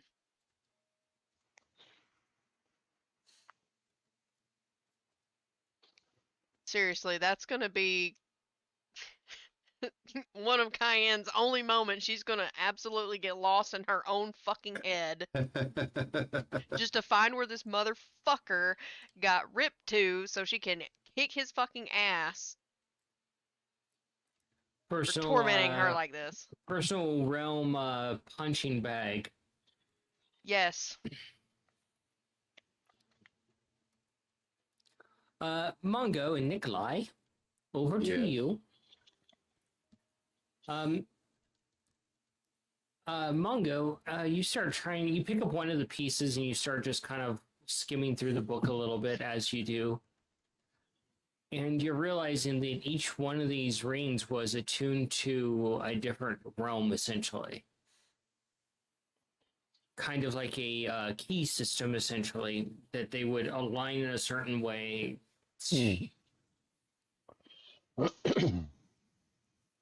And you're picking up the same thing there, Nikolai, and you're just kind of find a few fragments of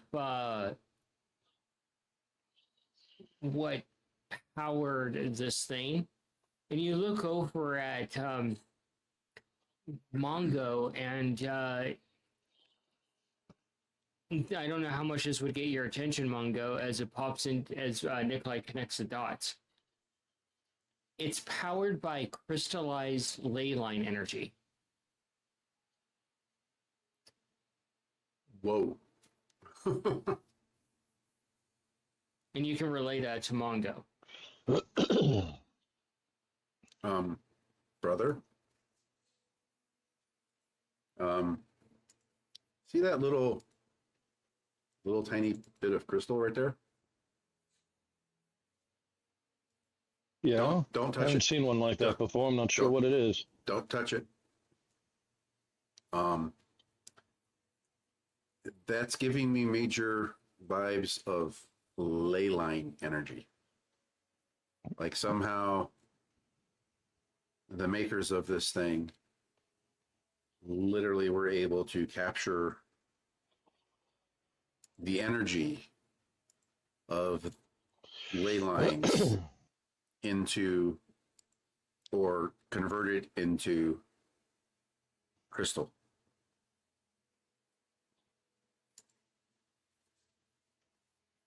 I think.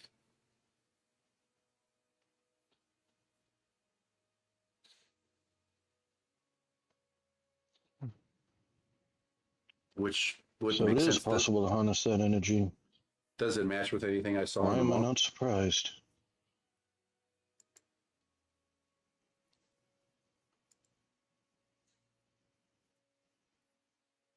It would make sense varying people may found different power sources.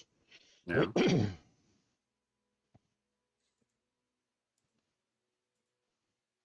Did you hear me, Gio? What? Does it match with anything I saw on the mall? No. No? Okay. Gonna break out the goggles and take a look at the ley line crystal.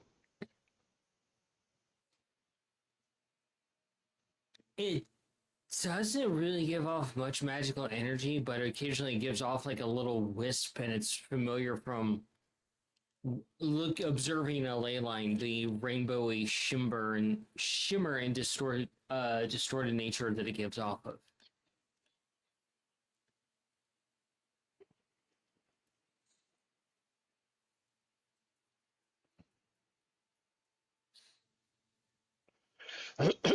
So, in other words, step one, fix the gizmo and hole. Step two, either find another crystal, create another crystal, or recharge this one. Yeah. Well, given what we've all heard of the dangers of interacting with the ley lines, step one might be probably actually making sure we gather any of these crystals so that in a safe manner so that we don't touch them.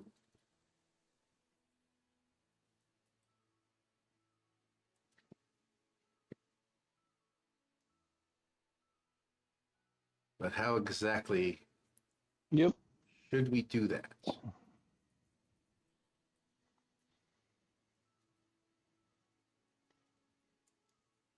That is the question. Well, They're stored in this gizmo somehow, which means somebody somewhere at some point in time figured out a way to safely contain them. Mm-hmm. Mm-hmm.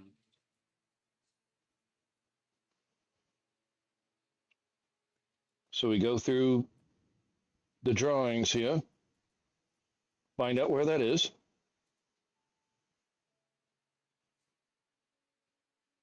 and then figure out how to fix that part. Yeah. Mm, And if it can contain the crystals, it might be able to contain the energy itself. it's true. True. I mean, I recently figured out how to animate little tiny things magically. It is nothing like sway. It is literally just take a object and it sprouts appendages to perform tasks as requested. I mean, like that fucking house with the veggies. Yeah, probably, except not with veggies. I don't know. Maybe I could do with veggies. Never thought about that. Of course, you would learn how to do that. Right. So Hey, in other more words, you hands the can better. basically just kind of wave your paws in the air and make Things do stuff all for the me. nuts and bolts screw themselves in. Effectively, yeah. Yeah. It only I mean each time it only That's got to be lasts handy for for like you. 8 hours. I mean, yeah, just having a little extra pair of hands to do stuff. It's freaking awesome. I mean, we could send it over to one of the things and see if it can pick it up. And then if it goes poof, we can try a different method. Yep. Well, learning how to deal with ley line energy was on the list of things to do, especially as of late. Shall we?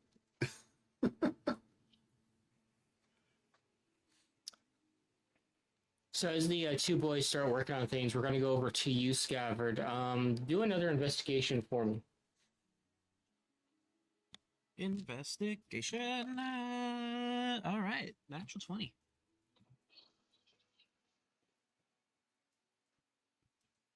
You start looking around and start cleaning up the place, and you push one of the pews aside gently to clean under it, and you find a compartment, and you you pry it open, and you almost fall over as you do, and you look inside, and you see essentially what would be considered a holy manuscript, a very worn and old book. Hmm. Okay. Very interesting. Let's take a look at it. You take it out and you brush some of the dust off and unwrap it from its cloth, and you open up the inside delicately, and it's not anything that you can read. You would need to go find Mongo to have him translate it. But you do see written in there that it is the property of someone named Morwin, and in quotation marks, Smee. And the last All right. name, Curry.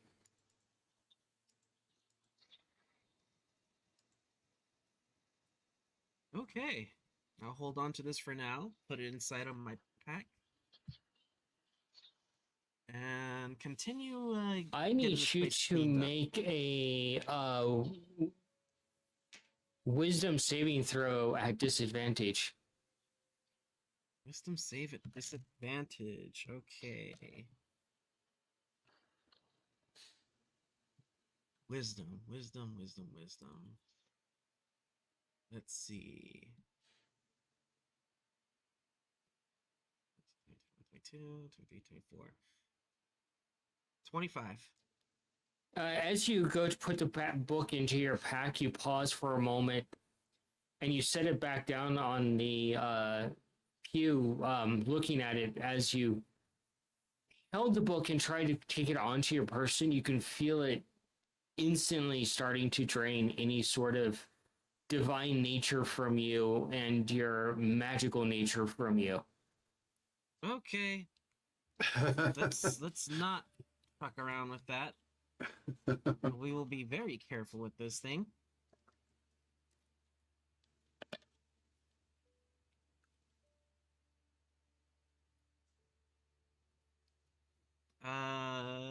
We've established our sending stones only work between whoever they're supposed to be connected to. They don't work across everybody, right? No, they work across. You guys have a universal telephone line between each other. You just have to be on the same realm of existence. Okay, I'm pulling out my sending stone. Mongo. Mongo, you're trying to fit two pieces together and instantly Scabbard comes through and you nearly drop both pieces.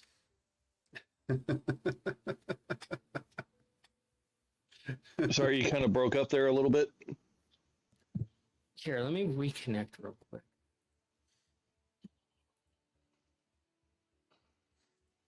She is reloading. Oh, did we unmute?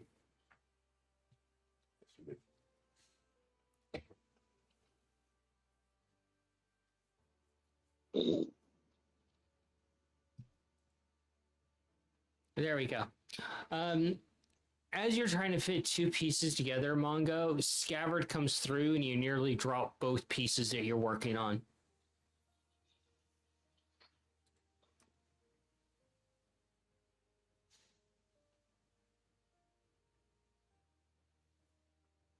Maybe?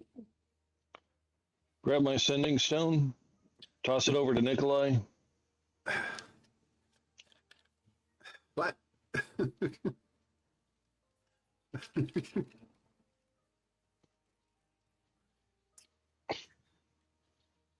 Yeah, you heard this too, Cayenne, is he's just basically using the hotline to blast out and locate Mongo.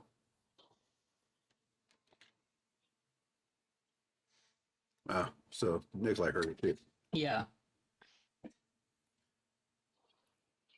Scabbard, you know you can talk to one person, right?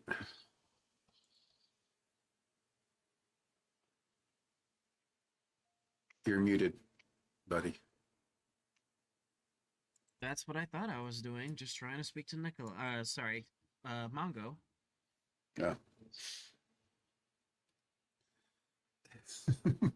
Anyways, I found something that might be interesting to you, Mongo. I can't decipher it. It is a book or a manuscript of some kind. But I think it might be cursed. It was draining my power.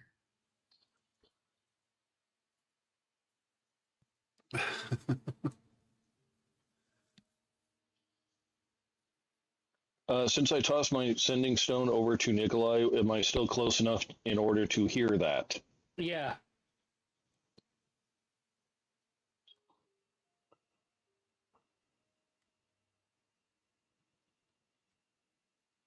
The sound would be a stop normal touching voice it. level.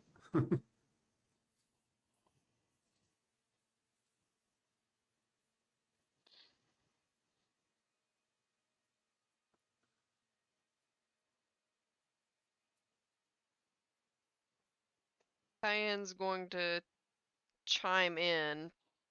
There's probably noises of nature crunching around her because she's making her way back at this point. So she's descending and walking. But when you say cursed and it was draining your power, you need to give a little bit more than that. Okay, first of all, I'd like to state that it was not me doing that.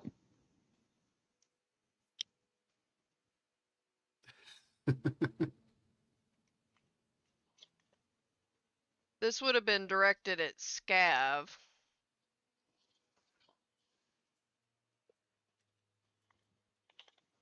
But everyone would have heard Cayenne say it anyway.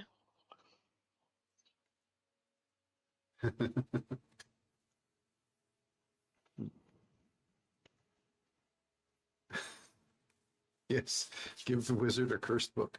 Good I idea. think Scav's ignoring us again. No, I'm trying to think of a response here. I just hear the 56K modem sound. I really need to get that and put it on my I don't know if that's a good idea, Cayenne. It wasn't that it was just draining my power, it was draining all of divinity. Do you think maybe, possibly, it could have to do with your bloodline? That is There, brother. possible. That is very possible. I will bring it to you. I think Mongo might be best in trying to decipher it, but bringing it to you might also be a good idea to see if it's something that is related to my weird heritage, or if it does something that specifically reacts negatively to our divine worlds, I suppose would be the correct way to say it. for the chat. Cayenne's danger sense is tingling. Don't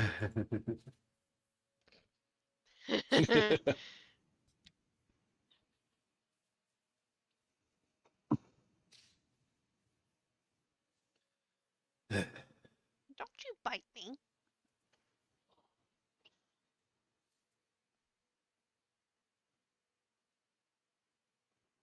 All right.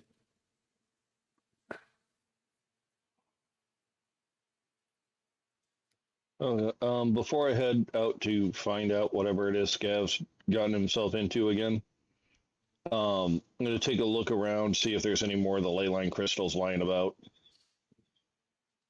Do an investigation. So were they safe for the construct to pick up? The crystals? Mm-hmm. High or low? Let's go with high. Sure, why not? The construct goes to pick it up, and it picks it up and starts carrying it to wherever you want it to take it to. And it just blips out of existence and the stone falls on the ground. Okay. All right, spend a minute, conjure another one. And tell it this time to use 2 pieces of the armature. 17 on the to pick it up. investigation. There's crystals on the floor, there's crystals in the wall, there's crystals in the ceiling. There's some crystals embedded in the really thick reinforced glass. Yeah, I'm pretty sure don't touch. No touchy. I'm surprised no one has died. Spoopy skeleton in the Well, corner says otherwise. They just didn't tell us anyone has. I suppose you might be right, yeah.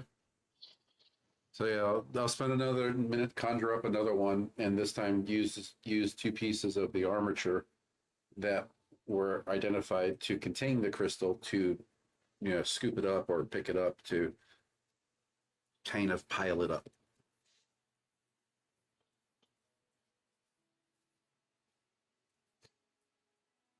You might want to find out where in this gizmo they're supposed to be stored instead of just putting them all in a big pile on the floor. The book. That might work. But I was kind of thinking the more emergency situation is get them out of the way where they would not accidentally be touched. The only ones in here are you and I. That's true. And I do not want to accidentally touch. You saw what it did to that little thing, right? It's pieces of Yeah. Cayenne, as you Would you like to touch Mongo?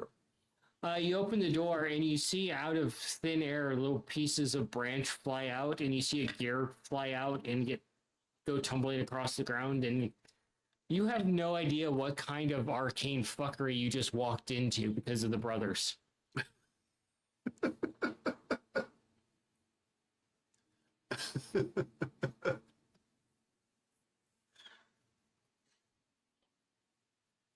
Look, Nikolai, all I'm trying to say is put it in the thing that was designed to hold them.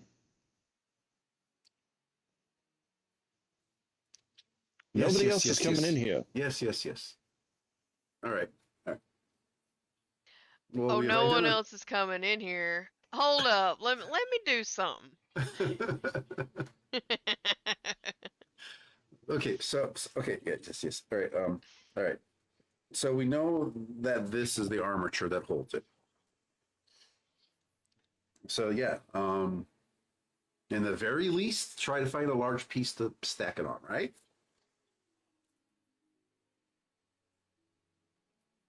If there's any type of Now, were all of these on the schematic, were they all in just like a big bucket?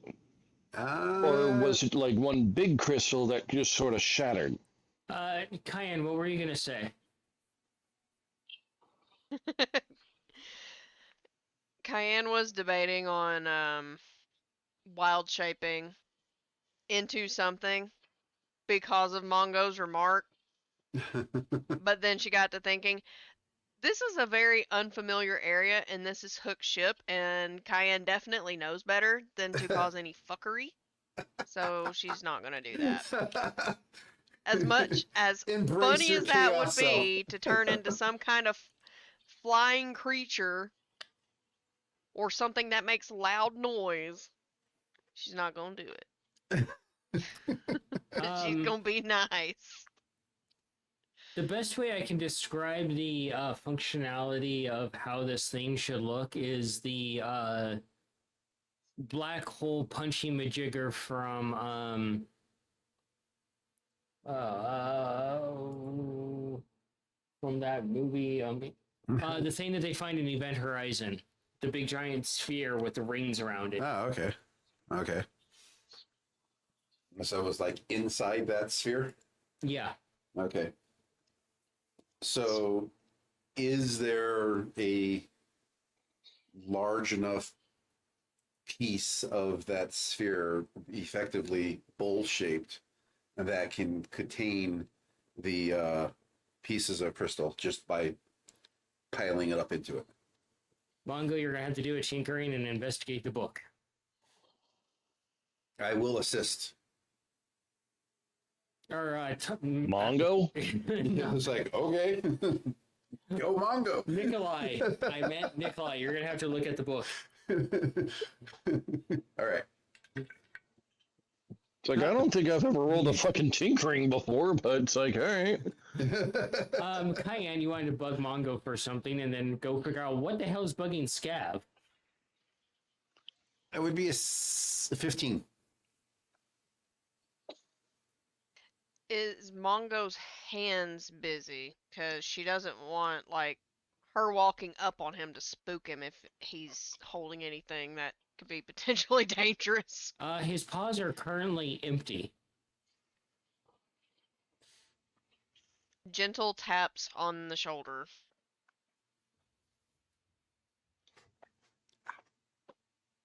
Oh, hey. So, I had an idea earlier for Hook, and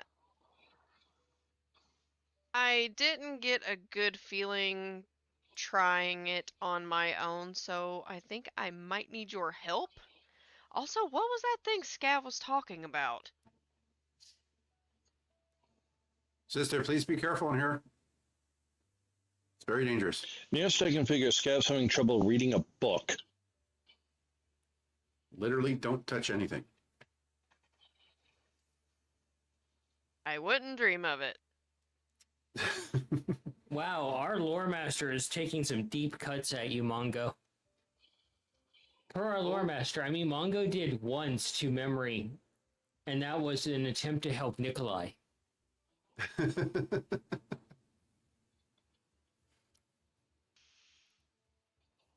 love the dead Jim part of the skeleton crew. That's great. Leave it to the lore master to dig up like an obscure dice roll that's only happened once.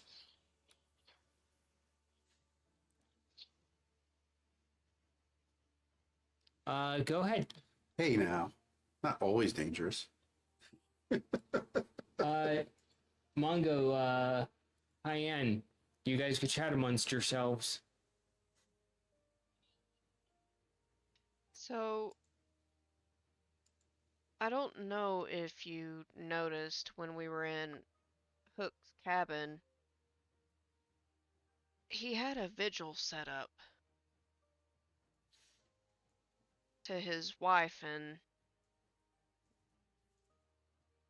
his child. I'm gonna have to drop out and come back in because that got really broken up, and it's like there's multiple people breaking up. That's probably something on my end. Beep boop. All right. Okay. Yep, Nice. basically.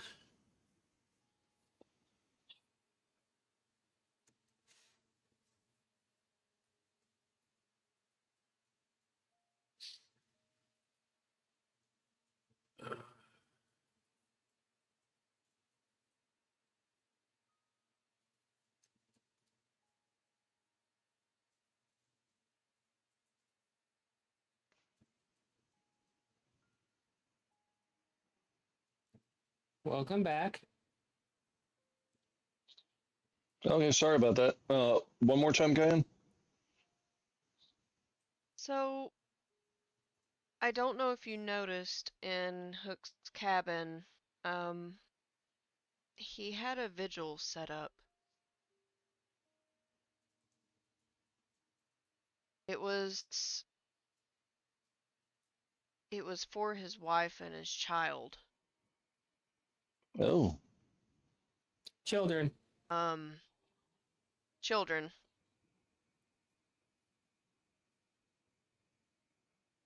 You remember you know who. don't think I'll be forgetting that one anytime soon. Yeah, he's the reason I got the heebie-jeebies when I was trying to essentially reach out to find where Hook's beloved and children were. Hmm. Unfortunately, I got a nauseating, sickening feeling from a certain piece of shit that I'm going to have to deal with elsewhere later. But I wanted to try to find a way to at least make some sort of trinket or something to enable Hook to speak to the loved ones he missed, at least for a day every full moon or so. Like, there's always has to be limitations, but I at least want him to have that chance. So it's like he never lost that part. Like, they're still actually here, that he doesn't have to, I don't know, continually miss them. Correct me if I'm wrong, and this is just as the player, not Nikolai. Didn't when we vanquished the Archfey, didn't it like release all the souls he consumed? I seem to remember that was like part of the fun that Cayenne was up like all night trying to, ferry those souls off. Yeah, but the wife and the children were gone long before then, Oh, okay. and they were not made mention of in that whole scenario. Mongo, do an arcana for me.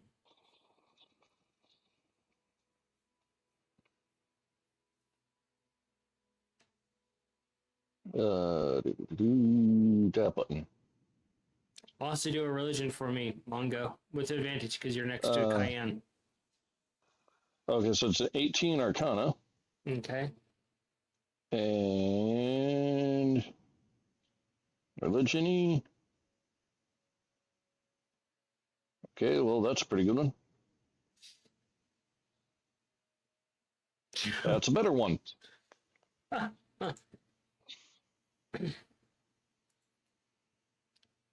Right. So with advantage, that went from a modified 20 to a natural 20. Nice, Tom. You just need to have your characters do anything they're not supposed to do. Man, our lore master is really fucking on it tonight. His victims were released back into the cycle of rebirth. Oh. So might not be able to find them. I'm going to send you a message, Tom. Oh. Busted.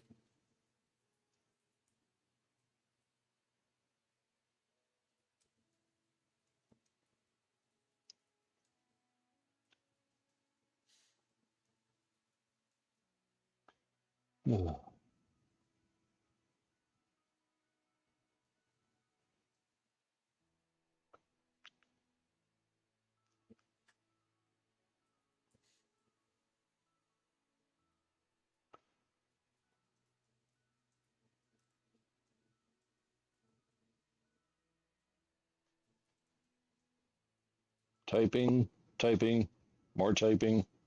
Oh, yeah, tap. I mean, you guys keep talking while I'm over here typing away. Yeah. It's like, Sorry, it's just weird. Somebody's typing and we can't hear the keyboard. Notes.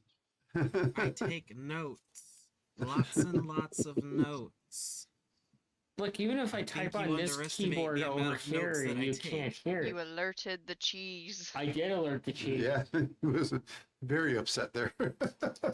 He's like, how dare you make loud noises? I was doing a snooze, madam. Now I am spooked. How dare? No, I just think it's funny on my side from what I see. Because you know how the background kind of comes in and out depending on Bleeds what's in, back yeah. there. Yeah. Yeah, well, some of it kind of covers up cheese and some of it doesn't, and it kind of fades in and out. He's like a So it looks Cheshire. like he's going, yes. Looks like even just sitting there, he's going full Cheshire.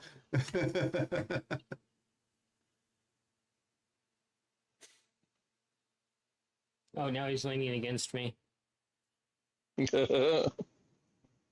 Well, you did wake him up, so now you must attention him.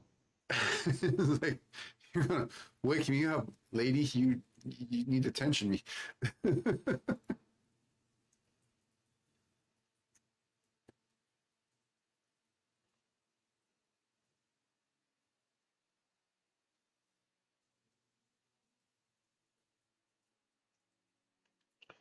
Seems I had like to. even, it seems like even with that thing gone, it seems like I'm always gonna have to hear from him one way or another.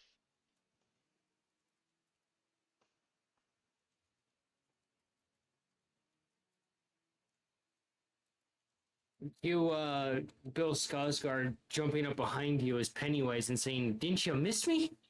No.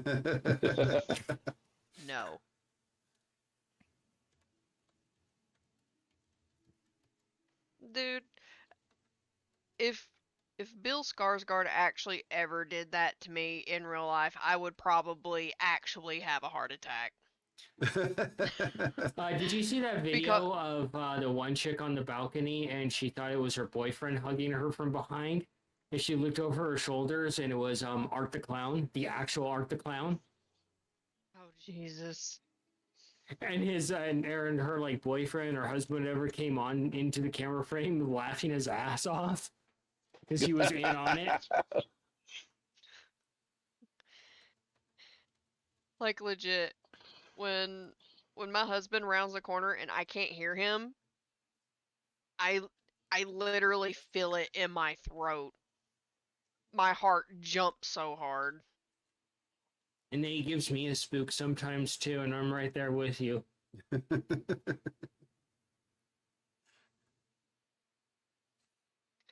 do that. Wait, Nate walked quietly. Yes, remember, we don't have hollow floors anymore. We have stone floors now. Yeah, one tile I in the still kitchen. gotta ask. The one panel in the kitchen does a weird click, even though it looks like it's solidly placed. It's weird.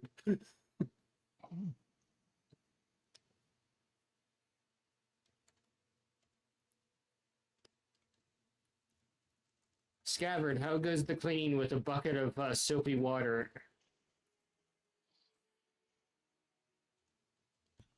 Let's find out. I've been doing nothing but cleaning all that I can, picking up dust, cleaning off the walls, the pews, the floors, whatever I can do that won't include magic. Do a sleight of hand for carefulness. All right, let's see. 17 plus 18, 19, 20, 21, 22, 23, 24. You almost knock over the altar that is here, but you manage to catch it before it falls, and you just get it back in place.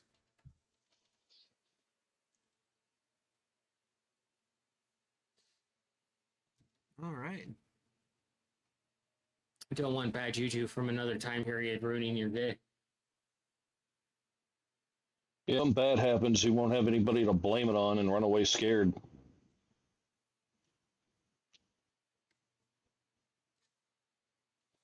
Tom is wondering how to process the information I gave him. Yeah, I got a question. Okay.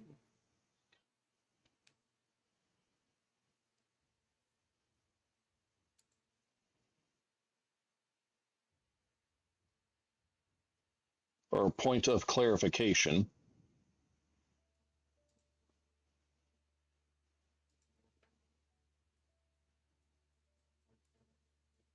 And there Cheddar goes, kind of disappearing in and out.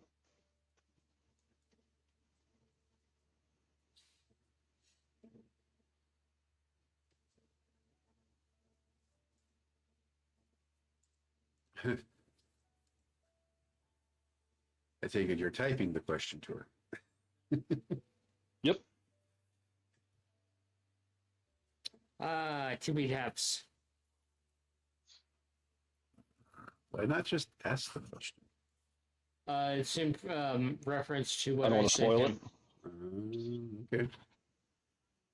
Okay. Nikolai, roll me another tinkering. Okie dokie. Come on, baby.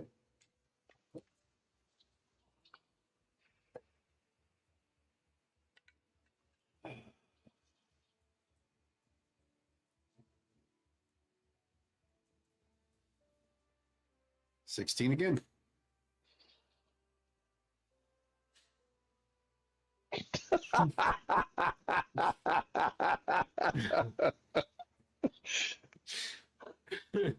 Fair enough.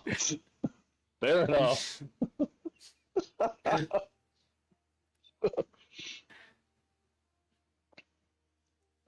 Inside jokes, guys. Come on. We'll talk about it post show. Yep. Okay. Now I'm assuming that Mongo probably has a book on him to reference this. Yeah, you do. Yeah, so he'll probably start. Like, hang on. First, other side of the door. Yeah. Nikolai, be careful. Okay, yeah. Um. This is Right, fascinating. so indeed it is. No, you don't get it. I don't get it. But anyways, I'll just keep reading. Yep. I remember something. Which fucking book is that in? Effectively, there's kind of a sending stone for the dead. Not the easiest thing to get a hold of.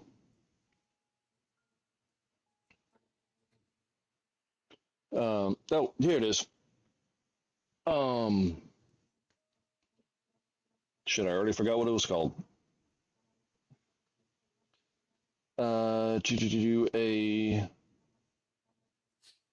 necromantic blood crystal. Scav's necromantic senses are tingling. I don't have necromantic senses unless you're telling me something that I'm aware of now. The Peter tingle. Considering you are owned by my sister, bitch.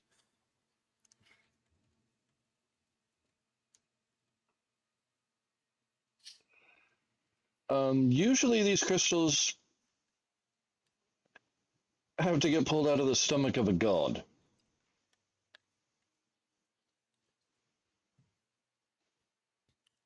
Wow.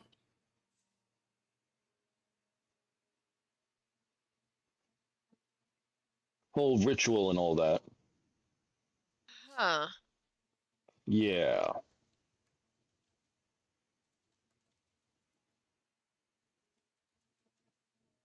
I need to learn a little bit more about this. I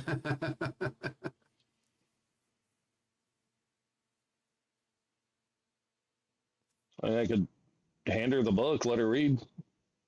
So he hands you the book to read it, and you realize it's in wizard.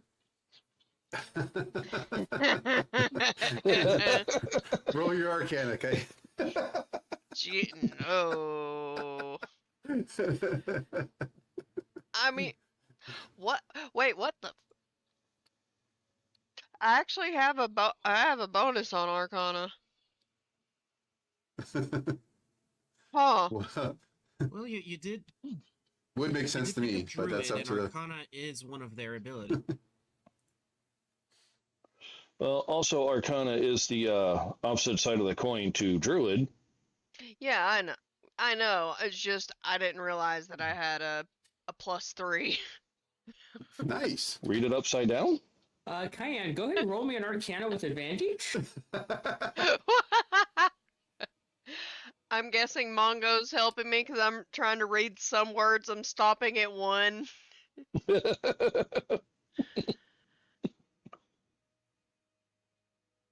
Okay, with advantage is a 17.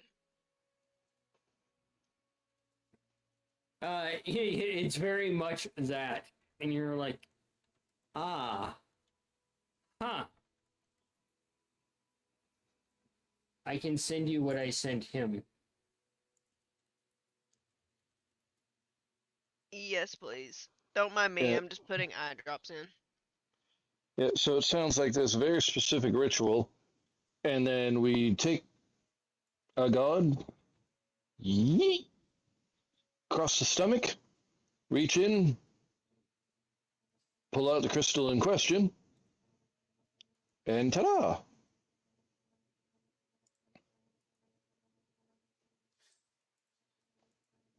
I mean, you know, Cayenne is a god. Yeah, Diana's a god, Scav's a follow of hers, and Mongo's a necromancer. I think we could do this. Cayenne, you would get a first-hand knowledge of kind of what it would be to have a baby, then, right? That I just think it's hilarious that Nikolai wasn't mentioned, and you're saying we got this. This we shit coming from. Nikolai is gonna be the bard on the side, going, "You can do it." I picture Nikolai canonically actually laughing madly at this whole situation. Like, this isn't just the player laughing, this is Nikolai laughing. This is like, this is insane. I just see Nikolai there just having like a wet towel and mage paw and just kind of dabbing everybody's forehead. No, he would be diagramming.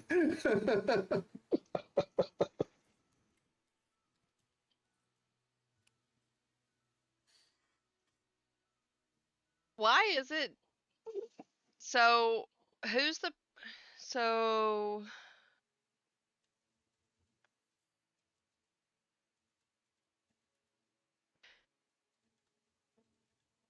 who would be the one? doing the slicing, essentially? It would be the follower. Okay. It would probably be Scabbard because A, This is insane. technically a paladin of yours, and B, he's the one with the most experience in how to cut things open. You're assuming Cayenne has agreed. Assuming that is true. Assuming she agrees to it. There is also Osling Cause and Alice. yeah, but you know what's funny is when you mentioned Alice, I was like, huh, what'd it be like if Kyanna asked Alice to cut her open I mean, so she could just reach into her own stomach and pull a crystal out?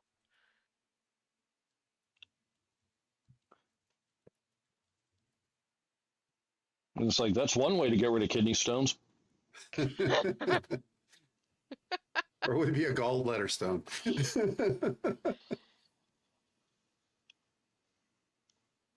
That's assuming Cayenne even has a gallbladder. I mean, for the most part, you guys could probably tie down Scav and extract wood from him, and at that point, it's basically holy wood. True. It's been steeping in divine blood.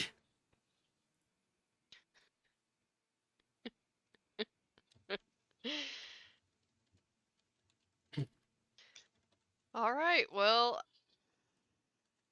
Cayenne's got things to It wouldn't be the- contemplate. I was going to say it wouldn't be the first time Cayenne's been cut open. True. And Certainly technically, won't you be would the be able to last. go up to him and say, hey, look, I made you something.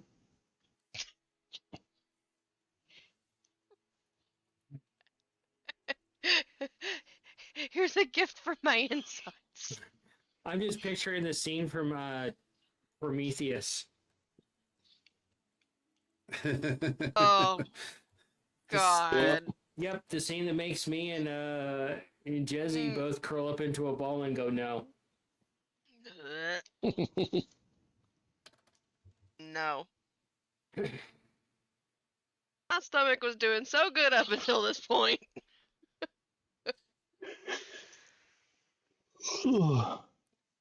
So you can go find Scabbard and help him with his book issue now that you have an interesting thing to think about. Yep.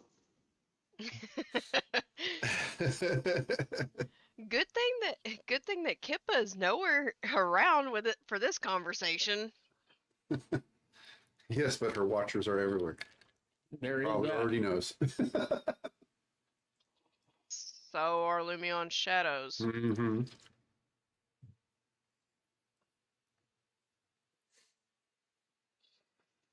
Well, it wasn't mentioned. I'm pretty sure that one of them is with the party right now, somewhere. Oh yeah, I think you're right. I could just imagine Yeah. that the note back. Oh, Madam Kippa, he drank the tea.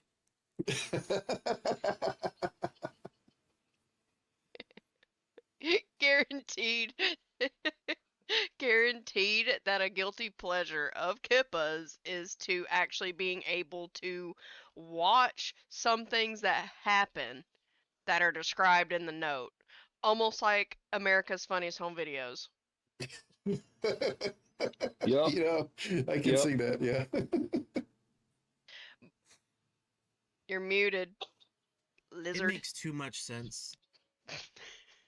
I just hear Kippa sitting there laughing as she's watching it, listening to Benny Hill on the Bardic version of Benny Hill.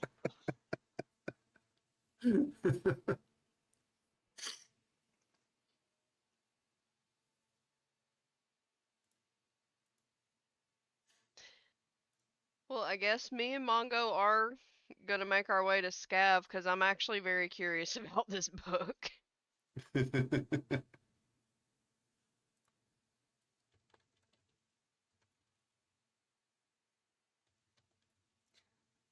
Nikolai is deep in working on the Trying to figure this thing out. Yeah.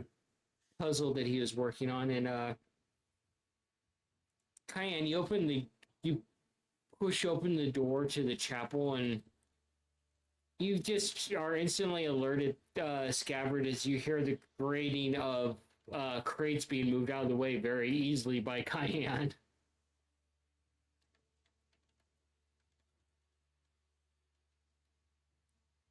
You're muted again, lizard. That's gonna catch my attention as I look over my shoulder, just like, huh? Yeah, you Hello? see Mongo and you see Cayenne. Huh. Hey guys.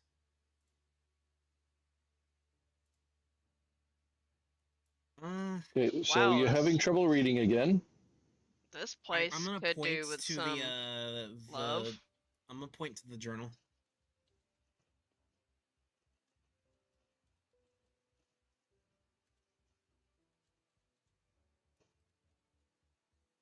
Yeah, you guys can do an investigation on it. Yep. Mongo, are you gonna drop comprehend languages on it? I don't know. You said it might be curse, so at first I'll probably just like at it, see if I get some sort of a vibe off of it, then hit the goggles, and then if it looks safe. I'm letting Mongo do his thing first. I'm looking to see what this place looked like after Scav has been cleaning for a bit. He has gotten very much in tune with his Kodo's punishment cleanings, and is wearing his Victor approved knee pads. Just kidding on that Hey, part. let's not forget the number of times he had to clean that big ass temple in Casil. And every other temple he comes across. Yep. Mm-hmm. You may as well just create your own temple cleaning service at this point. Temple cleaning service. I just picture a bunch of Look, kobolds standing there like the Ghostbusters commercial.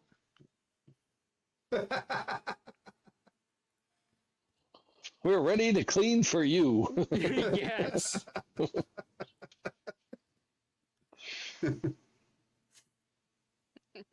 Look, the boys have had to clean Kodos' school, I don't know how many damn times.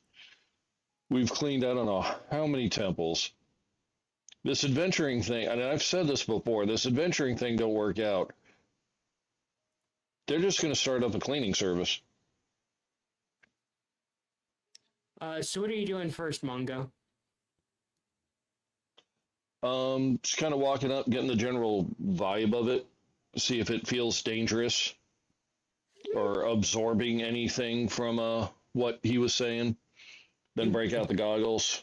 You walk up to it. You don't feel any wooga booga booga from it. It just seems like a book. Mm-hmm. Goggles. You do see a few. Yeah, you kind of reach over and you grab a stick and you open up the book, kind of flipping through it from a distance, flipping through your goggles, and it probably pops your curiosity a little bit. You can, as you lift up your goggles and you look at the book, bring your goggles back down. You can see that while it is essentially some sort of book, you don't know yet without translating it yet. There is arcane basically hidden among the pages in plain sight. Without the goggles, you can't see it. Well, aren't you interesting?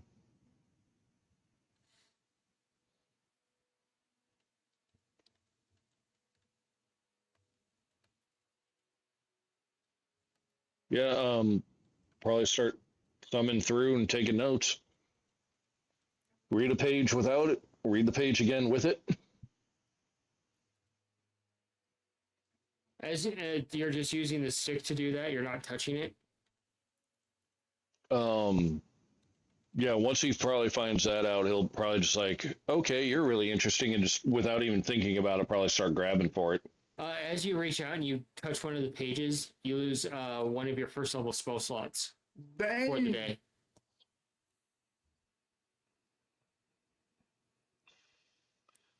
So the book wants to start absorbing, huh?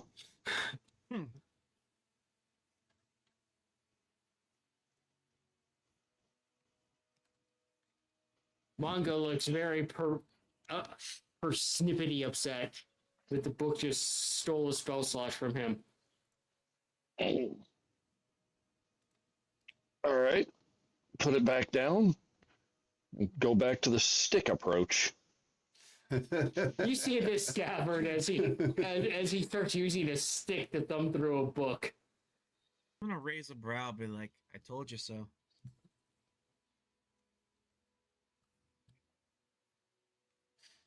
Start at the beginning and see if it says anything about the cost to read the book.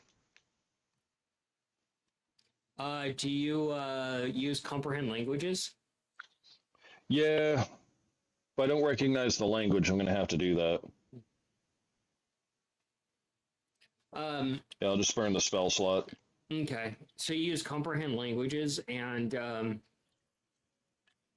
it without the goggles on, it basically reads as essentially a prayer book to the one god that they worshipped. Using the goggles, you can see that it would do an intelligence for me.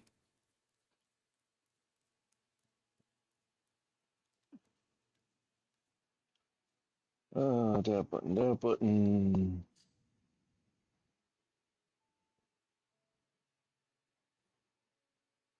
Yeah, that'll work. Another natural 20. Almost. It's a 19 on the die, so that's 26. All right.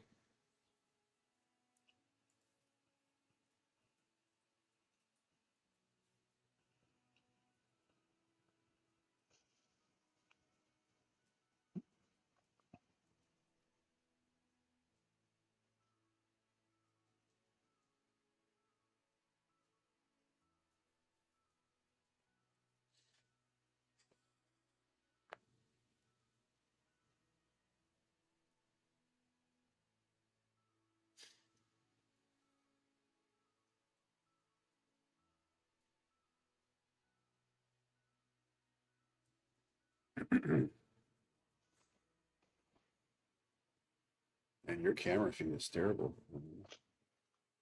Who? My, You're the one that looks like a pixelated mess over there to me. yeah. Yeah, right now, yeah.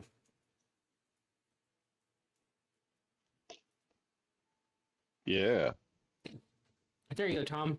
You got a new message. Uh-oh.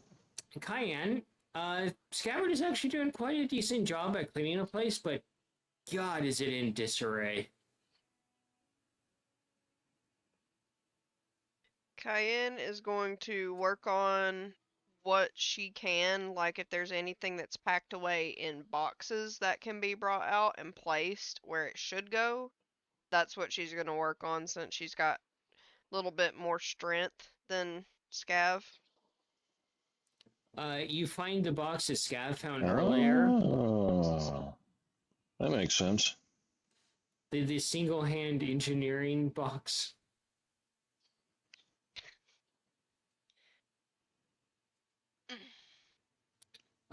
You do find a squirrel's nest, and you're able to relocate it outside.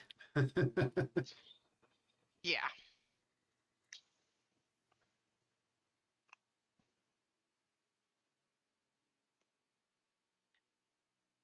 Make sure to let the parentals that belong to said nest know where the location is.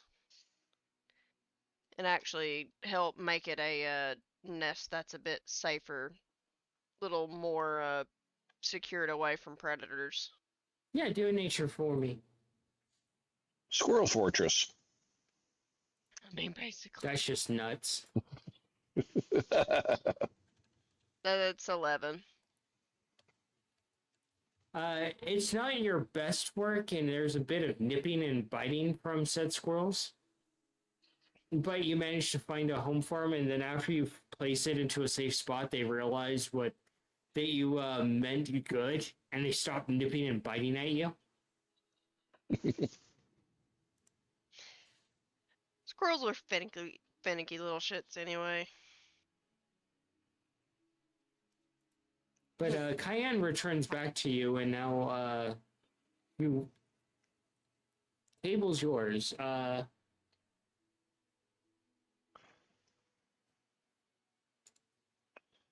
Well, it's not cursed. It's protected. There's a difference. For somebody who does so much with the god stuff, how do you not know this? There's a difference between divine, arcane, profane, and all the various different types of magics. I don't know much about the arcane. Very little. All of what I know happens to be the divine.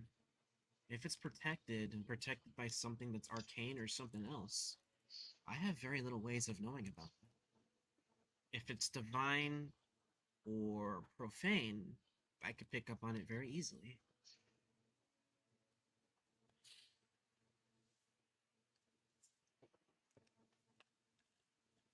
That being said, I am starting to learn a little bit about arcane. Perhaps you can teach me more. Yeah, Be I've very tried useful. that before. It never worked. It might work now. I learned a lot my time away with Victor.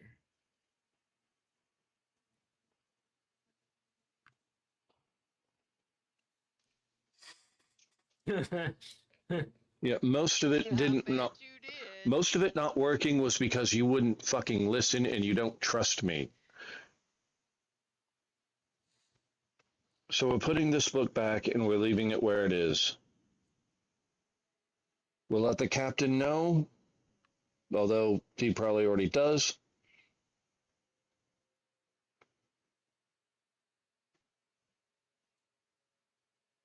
I know it would be a bad Because odds idea for are Cayenne that's to touch it. it's actually it's really not going to be that bad. It's not nearly as bad as Scav made it out to sound. For him, it was terrible. Scav overreacts.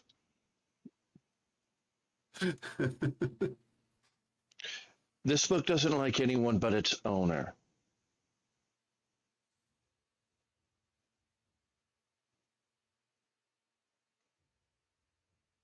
Us I being not the owner, it doesn't like us. wonder where the owner is.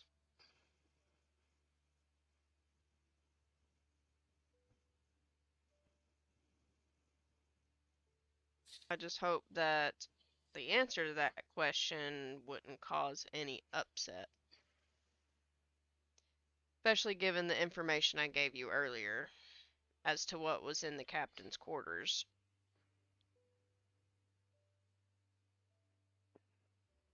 Does the name Smee real?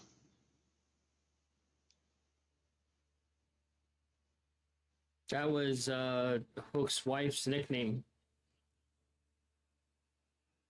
Mm. Oh. Would I have known that? Yeah. That Play it that off was as you the just remembered. nickname of Hook's wife.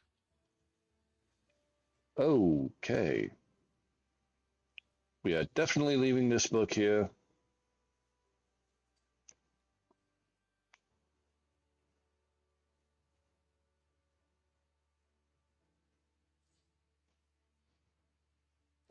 Yeah, you hear that behind you, Scabbard, as you're cleaning something. I think it would be best to give it to the captain. No, leaving it here would be what's best. We'll tell the captain where it is. If he wishes to come here and grab it, so be it. Let's at least put it in a better place than where it was found. Keep it in the The owner same. of this book left it here for a reason. Mm-hmm. We'll still And leave it in seeing the. as how the owner is his wife,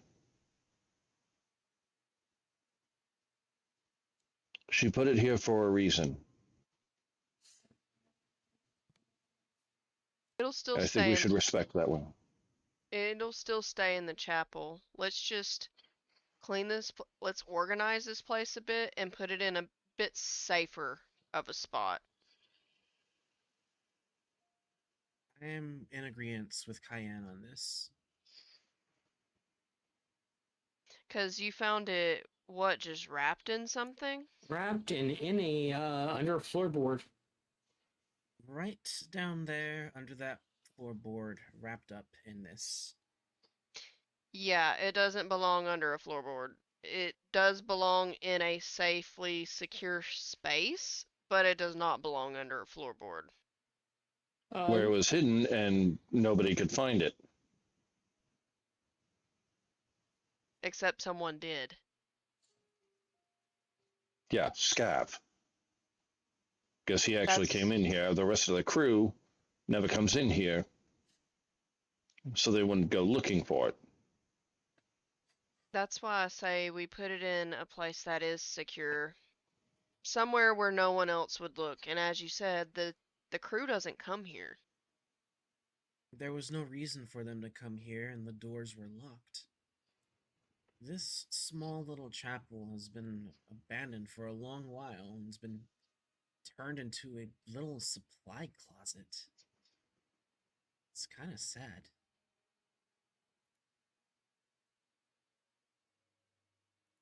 Which might be why she did what she did. I don't know. It's about written as a prayer book, so nobody would really look twice at it in a place like this. In that case, place it upon the altar. You put it Yes. on the altar, it's going to affect more people. Well, then, I don't You come know. into a church, you see a prayer book, you're going to pick it up. It seems terrible to just place it back under the floorboards. Where the owner of it placed it.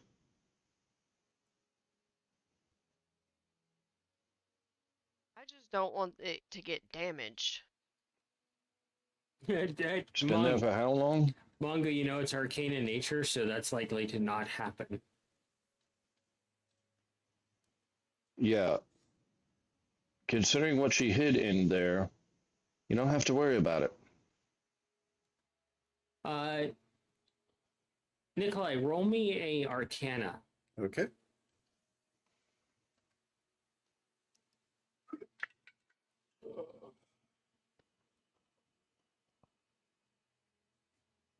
$21. You can just create a Uh, random homunculus, can't you? Well, yeah.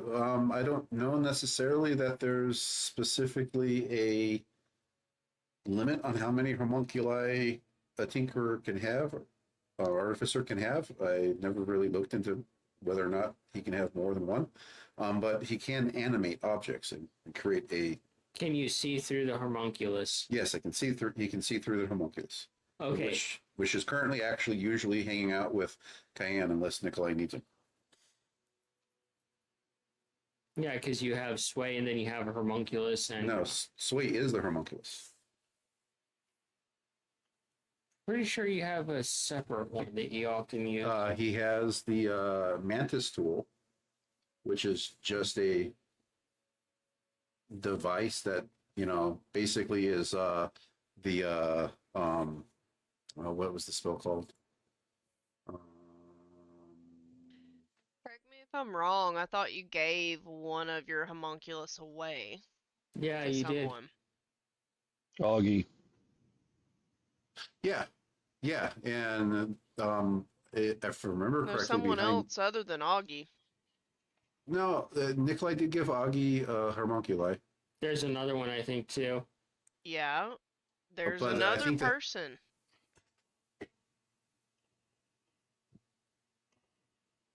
I don't remember another one.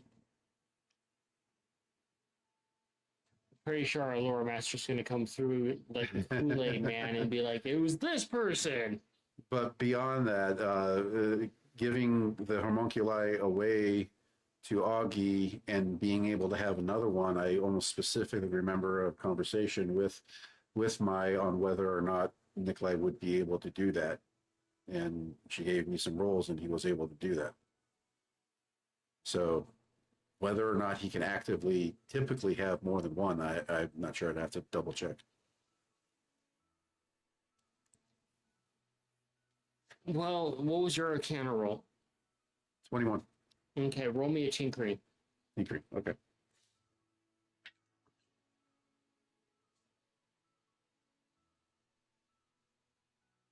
15. Nikolai, you take some time while everybody is away and you start gathering some of the pieces together. And you start doing basically Nikolai alone science experiments. Yep. And you create a temporary homunculus. Okay. It's only temporary. It only lasts like for a few moments. Okay. That's cool. And you view through it, and it goes. You make it walk through the space where you have the rings kind of like ramshackled together Okay. with some of these stones. And you send the homunculus under that ring, and it instantly blips out. And then suddenly it's just falling through the sky, and it crashes into the ground, dies instantly. And then you decide to repeat the experiment, and it falls through the sky and lands on the top of a snowy bank and falls off and crashes and explodes. You create a third one. It appears over an ocean and hits the ocean, is immediately eaten by a fish. And you're like, okay. Alrighty. So it sort of works.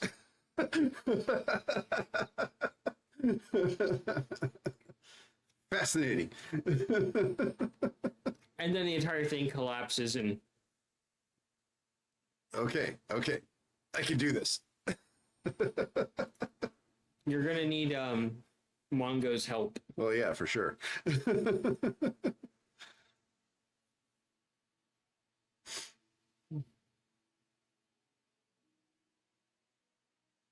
It's just from the little bit of experiment about how much of the apparatus is present, I would presume damn near all of it, right? Yeah, it's basically blipping out from where you're at to random locations and meeting a very grisly demise each time. And do a insight for me, Nikolai.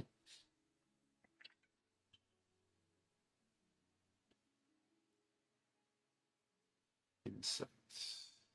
That's a 14.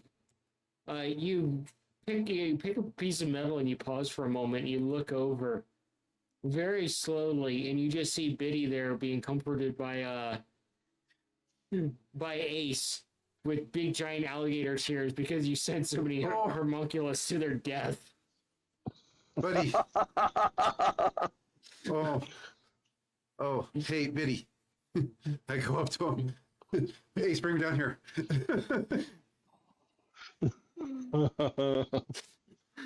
I do my best to explain to him that these are just constructs. They are merely Make it much better, animated dude. matter. I would never do this to a thing that was a being. Big giant sobbing, ugly crying from Biddy. Oh god. You can ask Ace. Ace, you can ask Sway. I've never asked them to do anything like that. Nikolai, you take one emotional damage. How would I do one emotional damage?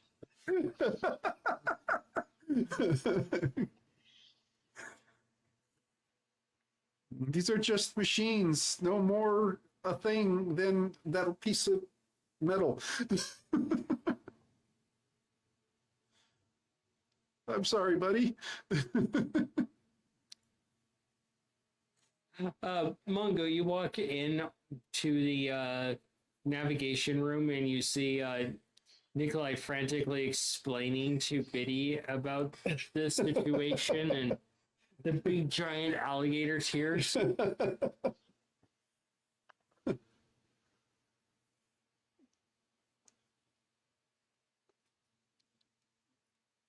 He thought I was sending creatures to their doom.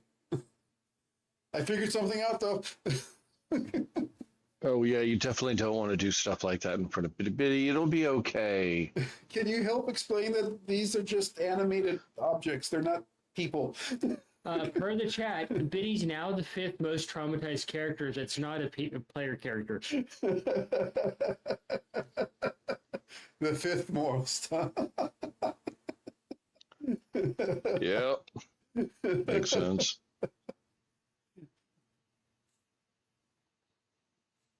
Cayenne, what are you going to get up to?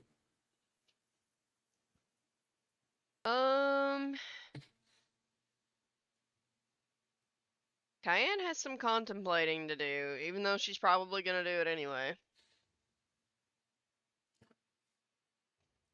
I hear a band-aid being ripped off somewhere. Mongo, have you gotten any closer with making that comprehend languages potion? Please tell me, Unfortunately, because I no, can't not read really. this. It would be so freaking awesome if I could. You walk over and you can read the book just fine because you currently have comprehend languages up. Yep. Grab some extra parchment and start trying to translate, I guess.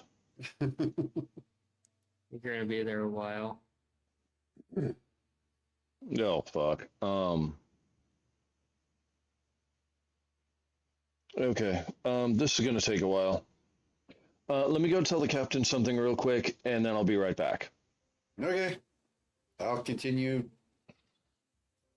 making sense of the nonsense that I'm seeing here. Just try not to traumatize Biddy Yeah, I'll explain any what more than you happened. already have. Does Biddy look like he's been soothed a little bit? Biddy Nope. looks like a distraught Courage the Cowardly Dog.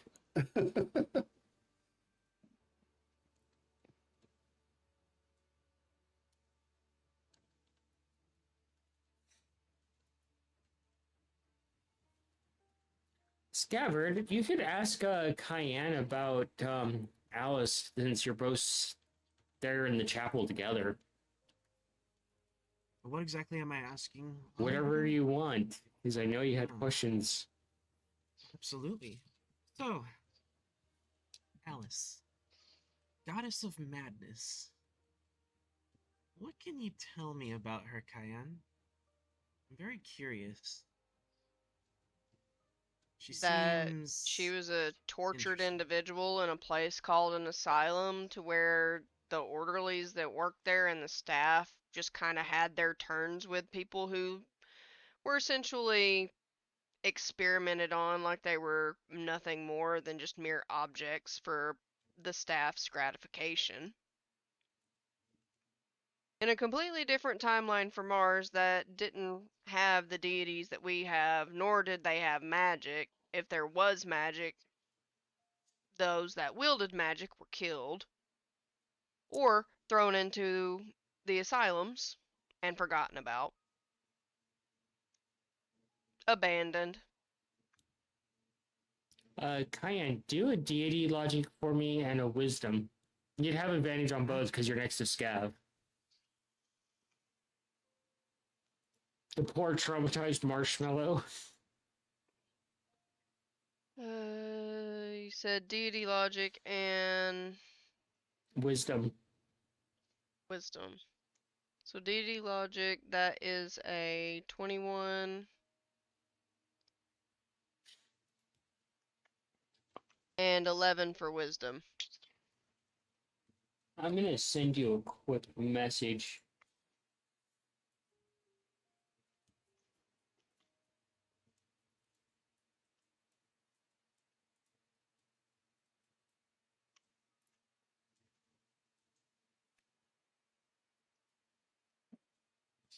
You guys can talk amongst yourselves while I'm typing.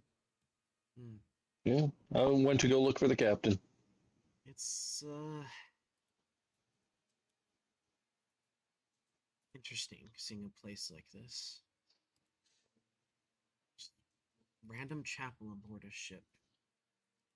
It's so much smaller than the one that we were on in the mall. At least there. I mean, you know. completely different types of ships, and not to mention different time period.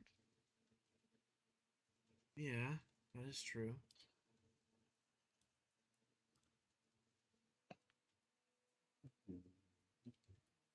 Well, getting closer to finishing this up.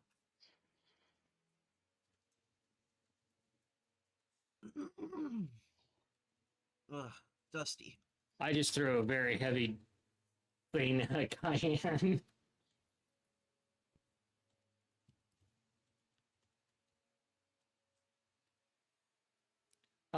Mongo, you do find the captain. He's in his quarters per usual. Yeah, walk in, hat off.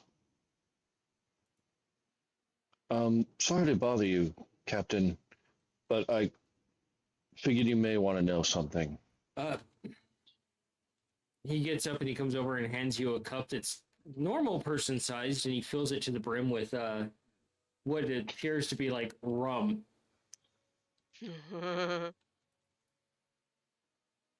Thank you. Drink first, then business. Fair enough. Try to hold the thing up and cheers. It hits the back of your throat worse than anything you've ever had before. It's almost like alcohol that's been distilled from diesel fuel. Okay, so it'll get you drunk and it'll clean the engine parts. Yes. Huh. Oh. Oh. Nikolai might enjoy this. Sorry, Scav was cleaning out the your onboard chapel and found something.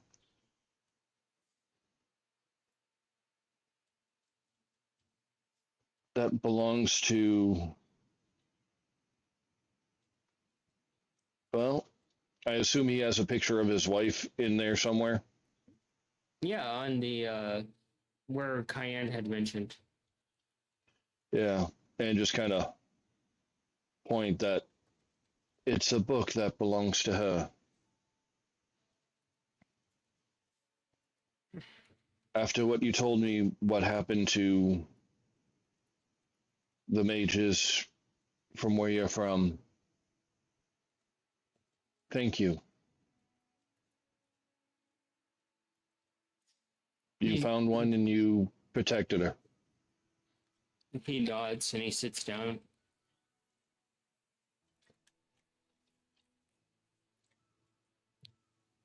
After we left and we were able to travel some until we got stuck here, she was actually able to start to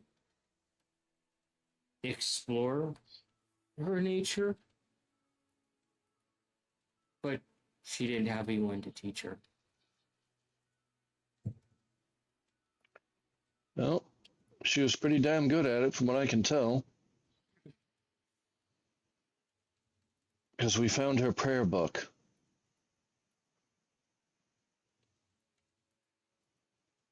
He looks over at you with such a burning intensity that you would think it was Victor lusting after Scabbard.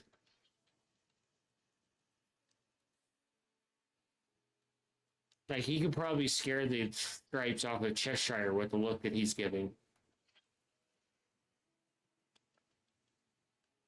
She put a couple of incantations on it, so if anyone else other than her tries to do anything with it, even so much as read it, kind of bites him back. However, I'm willing to also bet that she probably put something in place so that way you will probably be okay. I think. I'm not 100% sure on that part, but He downs the entire cup of alcohol he has and slams the cup down. And it almost makes you jump, Mongo, because it sounds like a gunshot when he slams the cup down.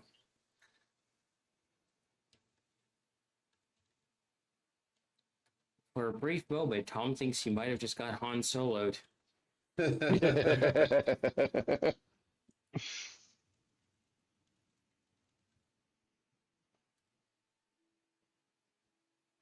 I don't know if she ever told you how important certain books are to our kind.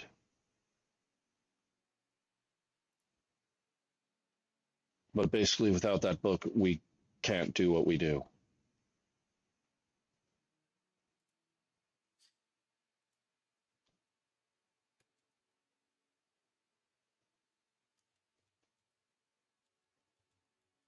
And I just wanted to let you know where it was. He gets up, he walks past you and pats you on the head, Mongo, and leaves the quarters to head towards the chapel.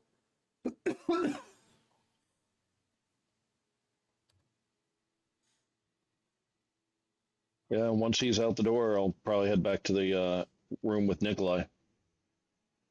And you take the cup of alcohol with you.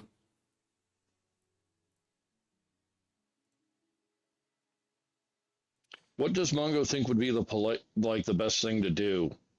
A pirate captain literally just gave you a thing of alcohol. It's polite to drink it according to coin. Yeah. But it would Okay, absolutely wreck you if you drink that. Yeah. Yes, to share. Yeah, it's not like you're a full size adult man there, Mongo. Yeah, I drink the whole thing, especially quickly. It'll probably give Mongo alcohol poisoning. While you contemplate that, back to Cayenne and Scabbard as you guys are cleaning the chapel. When you make that realization, Cayenne, So, Alice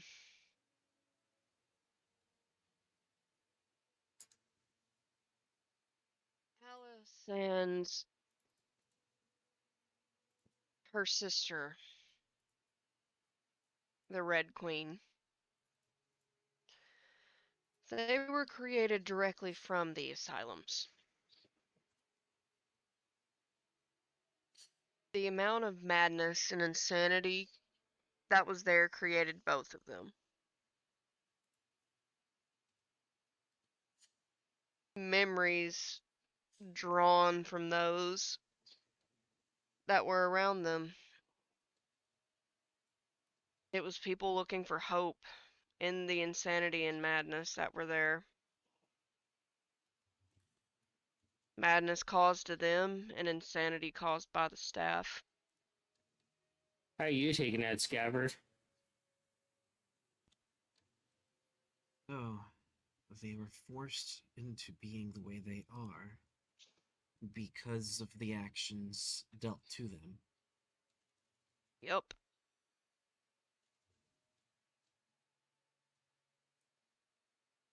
That is terrible. But also, It's just like Osling too. I mean, granted, our bloodline kind of, it was either bound to happen or not. We either awakened or we didn't. But it could have essentially gone the same way for Osling based on how she was treated.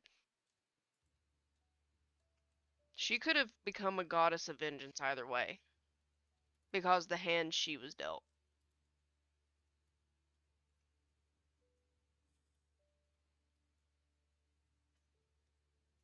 Me, on the other hand, I most likely would have just stuck to the path of becoming an archdruid.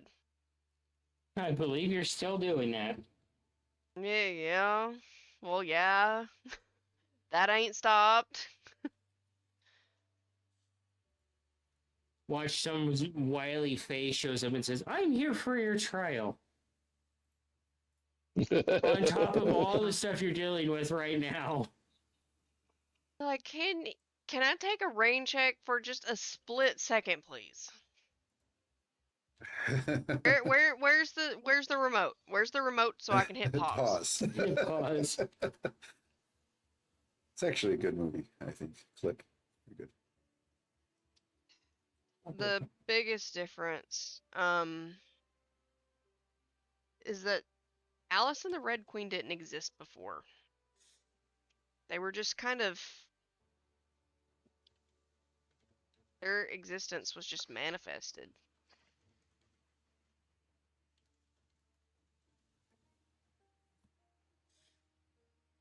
That is both incredible and terrible that it had to happen in such a way. I agree. But things happen for a reason. That's very true.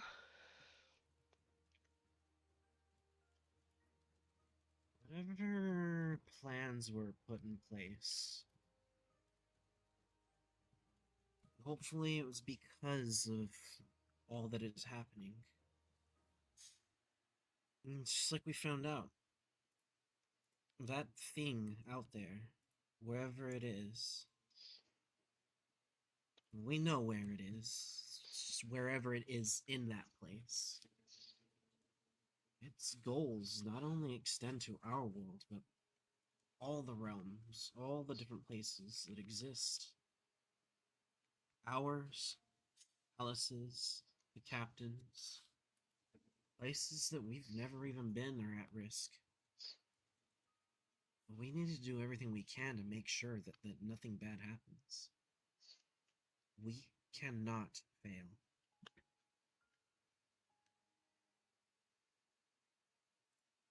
I am well aware of that, Scav.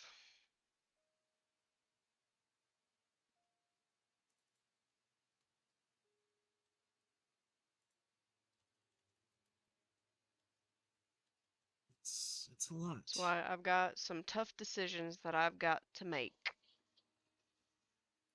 Requires me to go to a city. There's a lot that we have to do, and so little time to do it. But I know for a fact, if anyone can, it's us.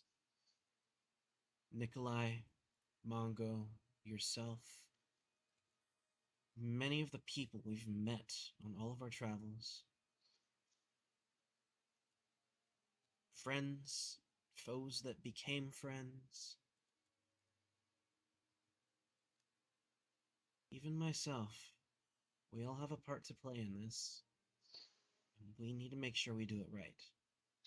But I have a good feeling that each of us are going to do what we need to do to make sure it is done. I think I know what my question is going to be for the Sphinx. Lucky you.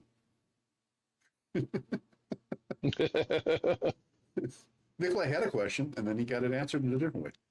Not complaining. I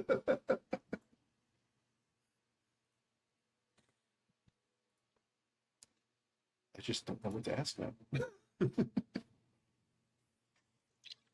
Mongo, you get back to Nikolai and you head in with the cup, and you open the door and you see Nikolai pouring out a box of rings, like wedding bands,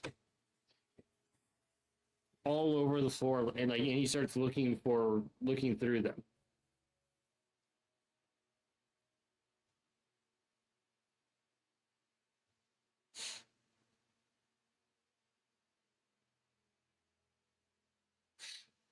Finally deciding to make an honest person out of someone? Huh?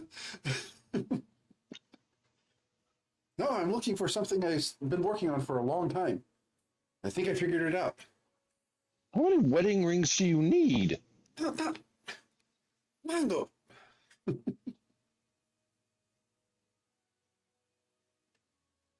Oh, here it is. You check it. It's not the one you're looking for. Damn it. Oh, no. It's this one. Or Is not that this a one. moon mouse thing or an artificer thing? It's an artificer Wedding thing. band that can do something No, it's different not for a every wedding day of the band, week? It's just the ring. It's just the ring. But yeah, theoretically, you could. One could wear Is that how multiples you've of gotten these. so many notches on your bedpost? Oh, shush. Put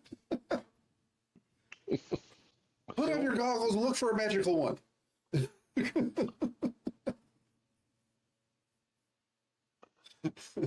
All right. You put on your goggles, and due to the alcohol, you're seeing a little bit of double. Some of them give off faint magic, others give off a little bit less, others give off a little bit more, and you're just going through this pile of rings, looking for the one that is the one ring. The one ring.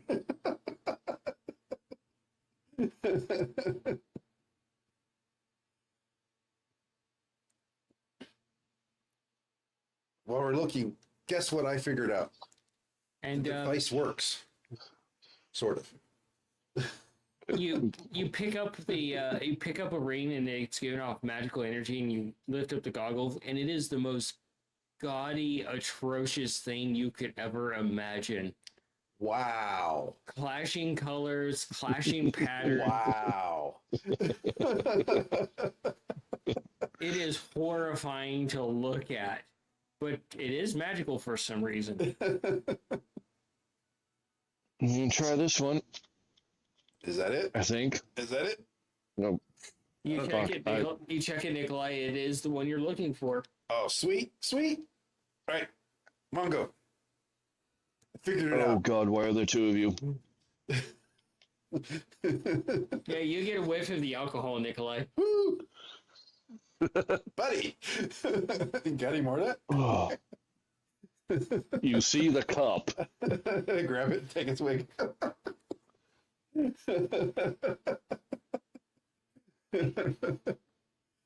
Any good? It tastes like rum that has been watered down and reconstituted too many times. But perfect for a celebratory toast. Yeah. Promptu celebratory toast. Well, okay. So Nikolai starts explaining what he figured out about the thing, and we can find out more. Hands you this ring. Not my type. No, I'm already you're not taken. no, you're not putting it on, buddy. This is for you, but not right now. But I need you to put comprehend languages into it. You can just cast it into it. Oh, I don't know if I can do that right now. Well, I can barely comprehend you at the moment. I don't think he has the protection from poison on anymore. Nope, his leg doesn't. You both are drunk as fucking hell. And as you two drink out your celebration, the door opens to the chapel, and you see the massive man filling the door to the chapel, and you instantly recognize who it is, Cayenne.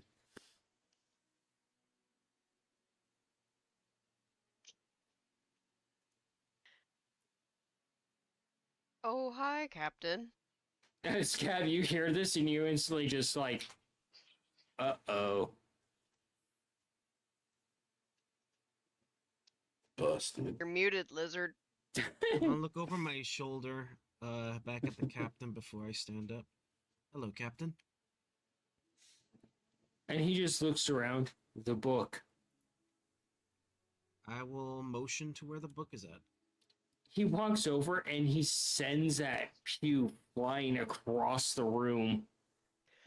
and pulls up the floorboards with a single hand, and then reaches in and with the Skev's most like, just delicate, clean this place up. with this most delicate touch you've seen, he picks up the book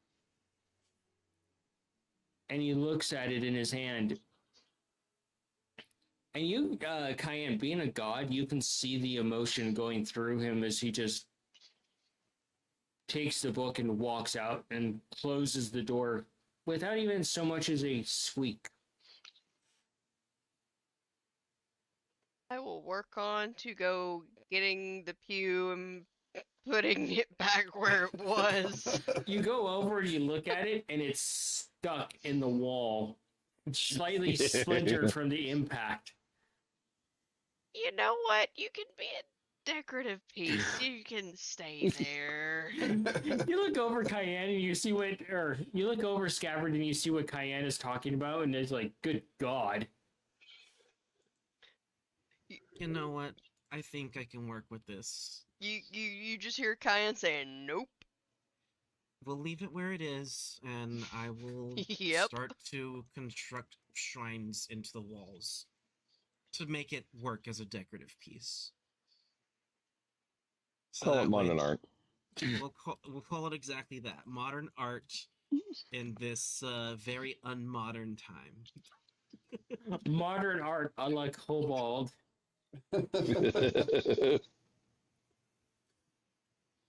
Interactive decoration. You get the customer to participate. Yeah. Exactly that. How much longer does it take to get this place cleaned up, like nice and proper? It's gonna take a few days total for both parties to get their projects done. At this time, though, a little bit of time passes, but dinner is summoned, and you guys head to the mess hall essentially, and there's candles lit. The rest of the crew kind of files in.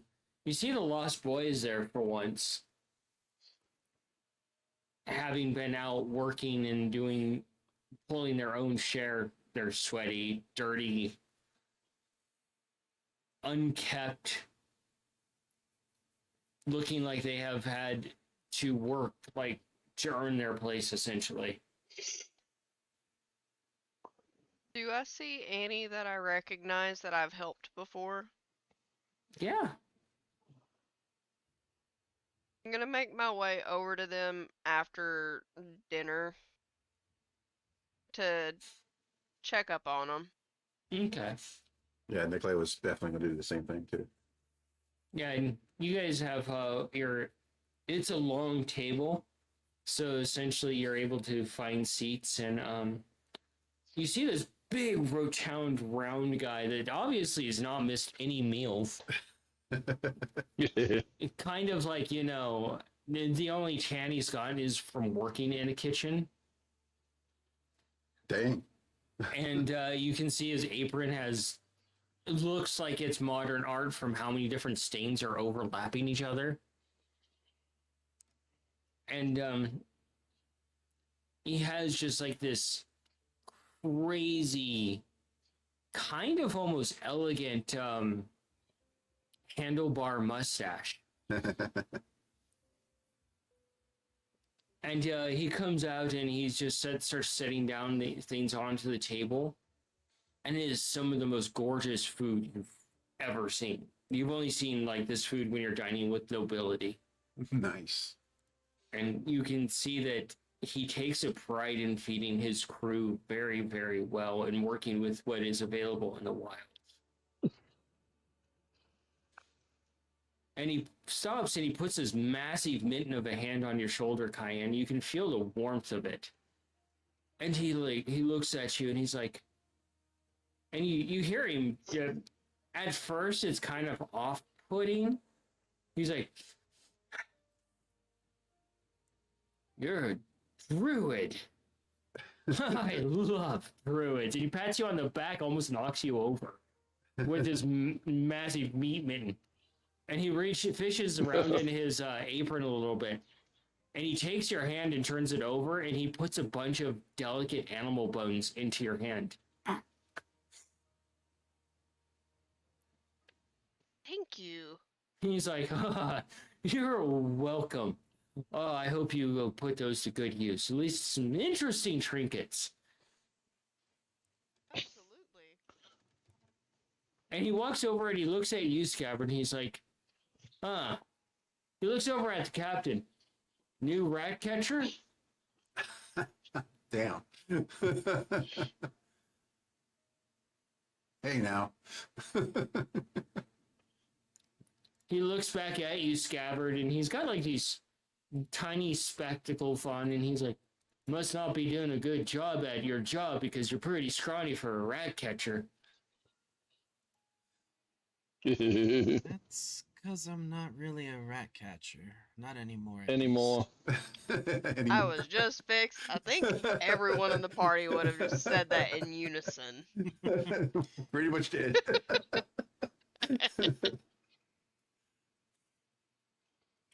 Yeah, at one head of the table, you see the captain sitting there. At the other opposite end of the table is Alice.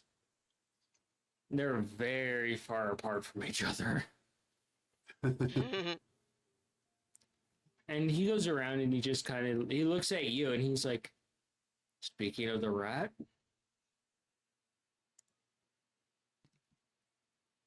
and he sets something in front of you. It's a bowl of something out of your reach. And you smell it and you're like, I don't know what that is, but it's fascinating.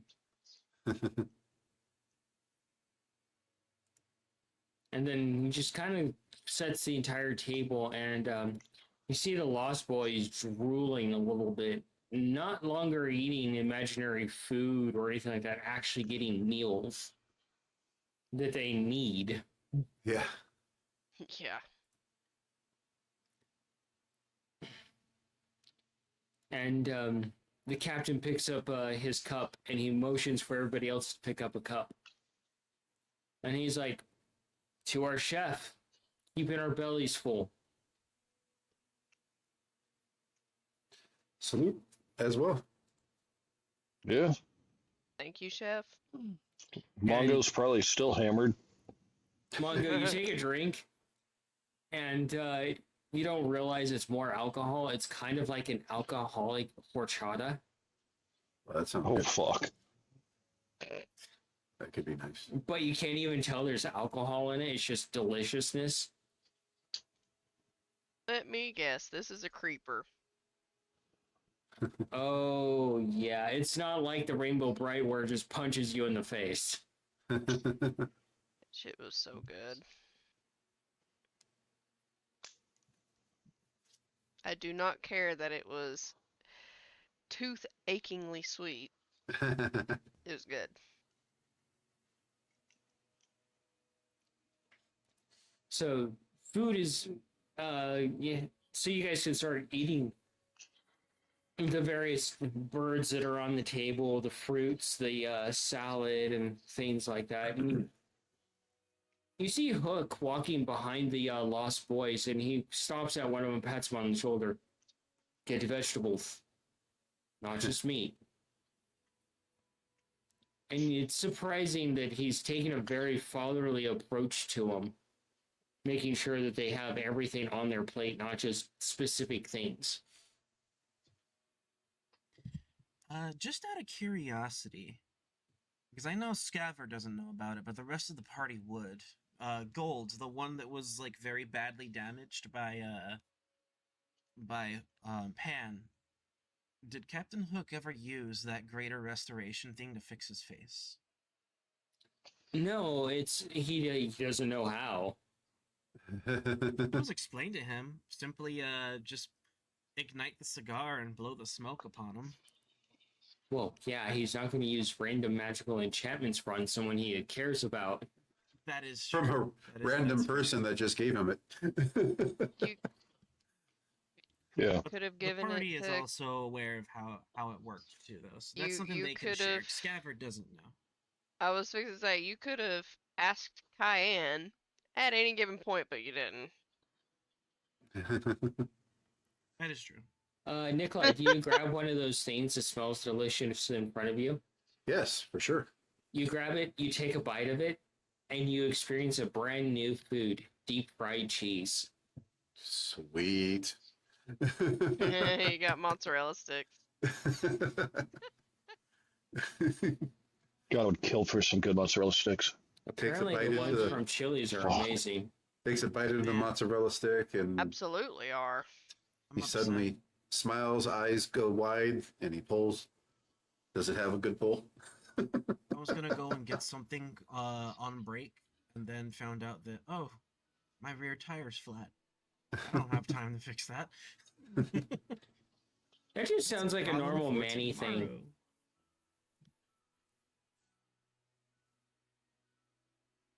tomorrow.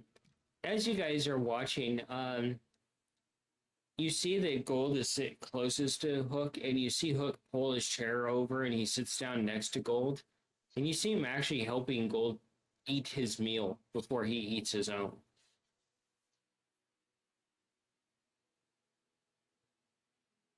And just, really being a caring person about this person.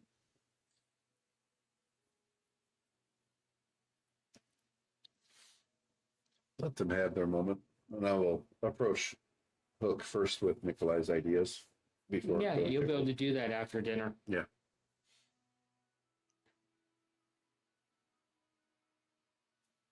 Wow. What? It shows how long that we've been doing this and how well the chat actually knows us. Okay. Per the chat, not noticing a flat tire or that he doesn't have time.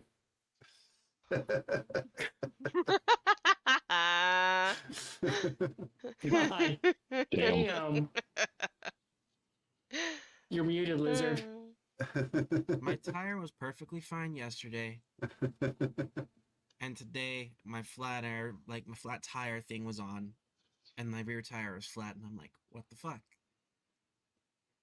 What happened in the past 18 hours? Many things.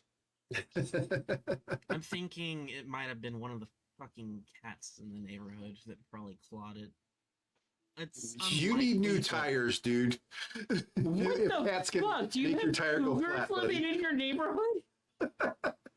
Yeah, standard house cat doesn't Manny. have the claws that can get through a fucking tire unless they're You like literally whittling at could it. have Man, ran. for You could have months. ran Look, over a nail. Even You then. could thing, have I ran don't over a fucking know. screw and not seen it. I honestly don't fucking know. All I know is that luckily the tires have warranty. I can get them replaced absolutely cost free. It's not an issue. I just have to get air in the fucking thing in order to go where I have to go. Oh my And I just don't have time to do that right now. That's a So- tomorrow Yeah, problem. You just gotta hope that like a moth didn't chew its way through your spare tire. You guys. or that bumblebee that you hit on the way on the highway didn't crack your windshield. Like, jeez, man.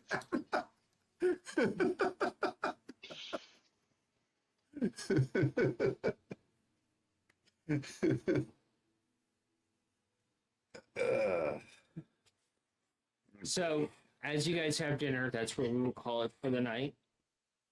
Let's do our post-mortem.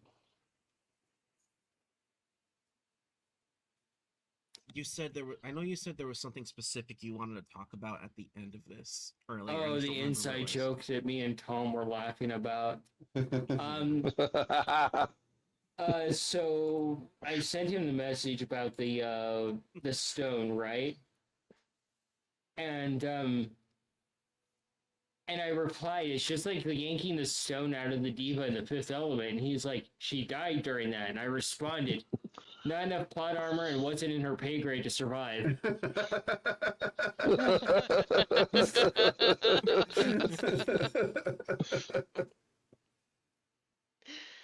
I love that movie. We all do. All right, let's start with you, Tom. Oh, getting hammered.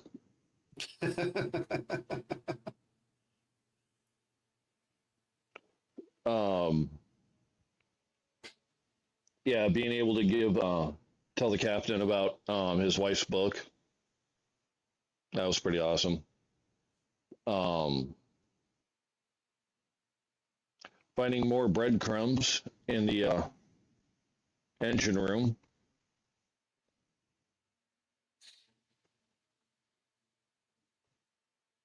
So it's kind of one of the crazy plans that Mongo came up with. Well, instead of getting a bunch of quests, he may have actually figured out a few answers, so that comes in handy.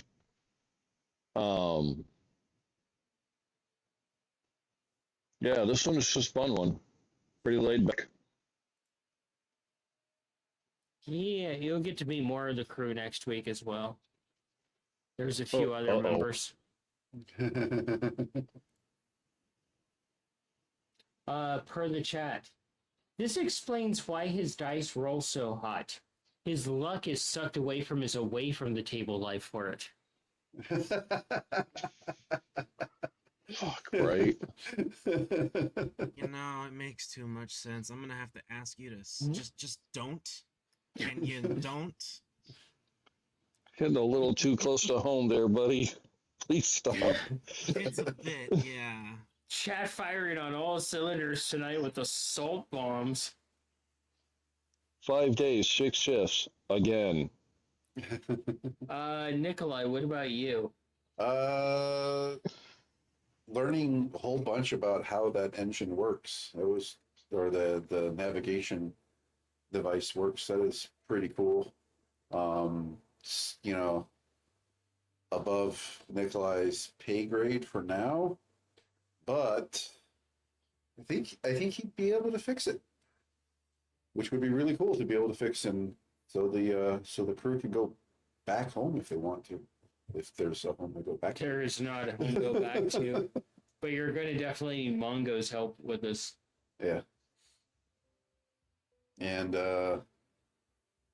finally being able to give Mongo that ring, that's going to be so freaking cool. That clashes with his entire appearance. You can make it work. Yeah, if you're going to try to put a ring on Mongo's finger, you're going to have to tuck the coin first. Nikolai's giving you that ring to use as you see fit.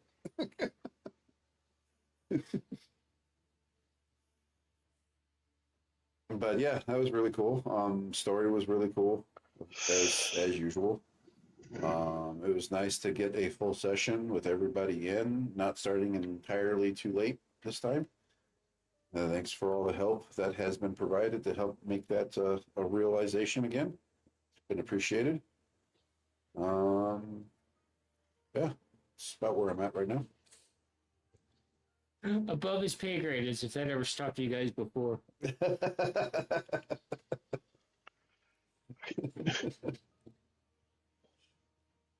Cat is just spicy tonight.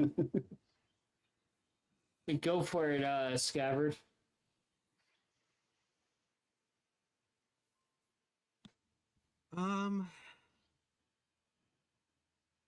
The gingerbread men. that was kind of funny. That was pretty crazy. Cleaning the chapel and finding that journal. Wasn't a journal. The book. The prayer thingy. I think it was a spell book. Both. It was. He doesn't know that, though.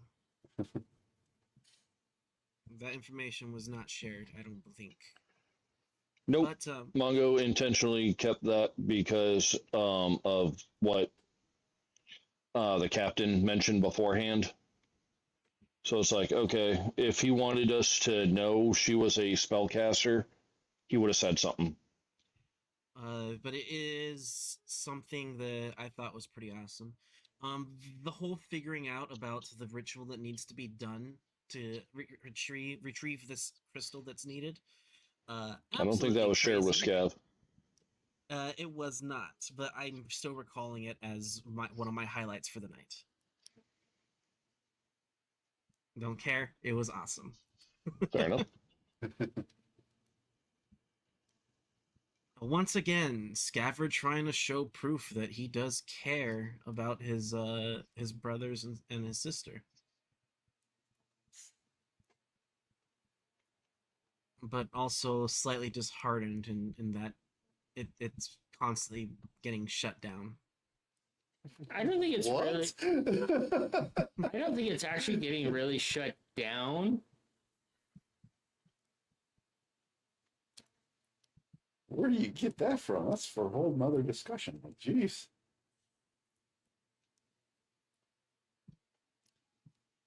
Got anything else there, Skev? It's just good to be back at the table with Scavard. All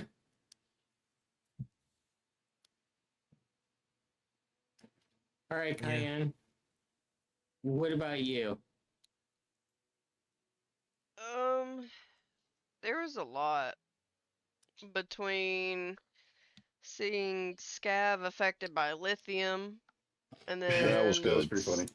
That's and another then one actually. Yeah. stabbing him with a needle that was dipped in pure adrenaline. That was fun.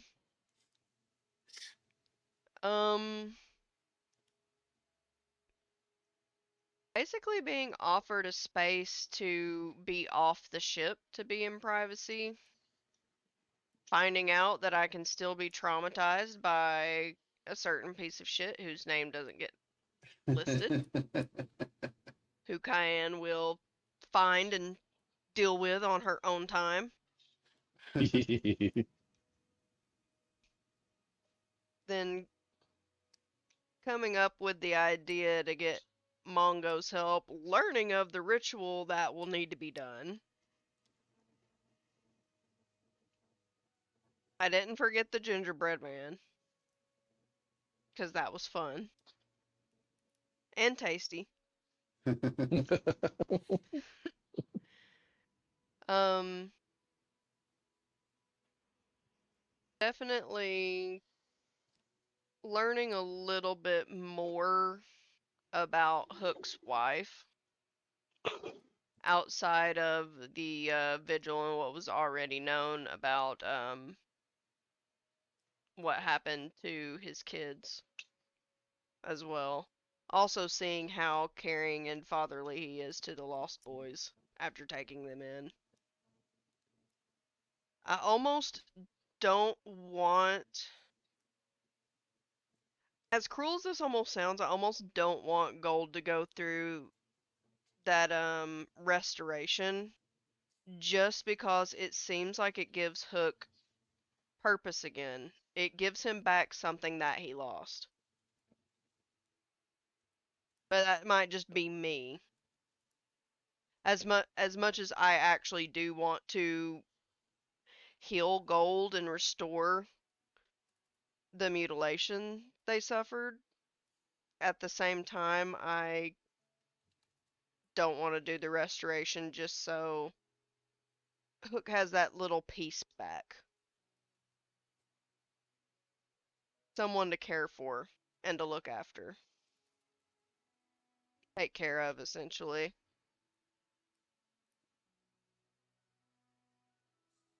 But a lot of good stuff tonight.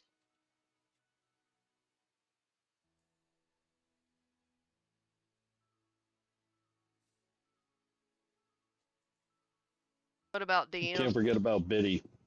Yes, and That was Biddy. hilarious. Kind of forgot Biddy and Ace hang out with each other all the time, and Ace is always with Nikolai. And then of course getting the trinkets from the chef. Yeah. Cayenne over there panicking. There's this giant burly man that's as white as two of her just suddenly jovially pats her on the shoulder and back and starts sniffing the air around her. Yep. Like, that ain't creepy at all. Oh, yes. Total normal behavior. Uh-huh. I would expect this from Eric.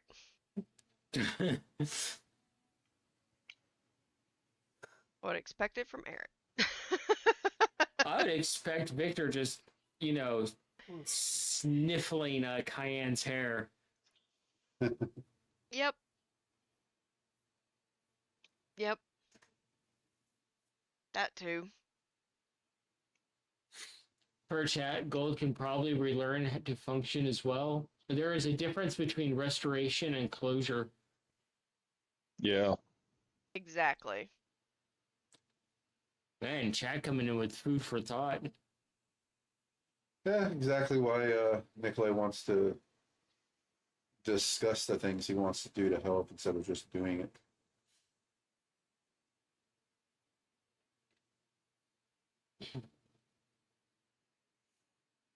Let's see. Favorites for me. The gingerbread man. Scabbard going on a little trip.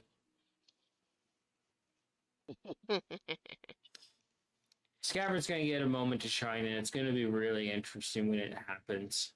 I just don't know if Manny's going to be able to process it. We'll find out. I'm about to do a couple of things here that might be a little bit uncharacteristic to old Scav, but he has learned and grown a lot, and there are things that he definitely wants to do some things, but he knows that there are more important things that need to be done. Victor is leaning over Scabbard and whispering to him, "Let me show you how deep we can go."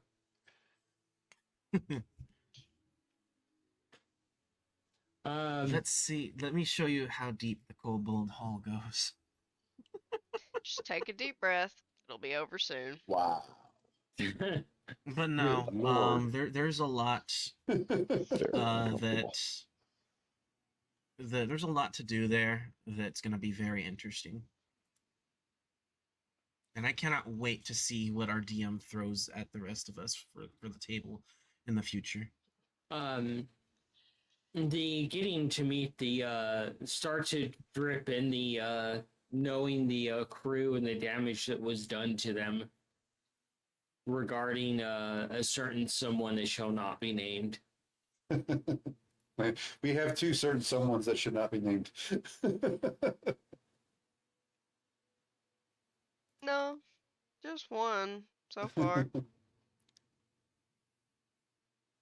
The party working together again. Oh, and the party realizing that Alice basically doesn't have any plans and that Hook is basically fighting to have a plan. Wonder why we get along so well. And that Hook's found a compromise that's both between madness and just like tactical.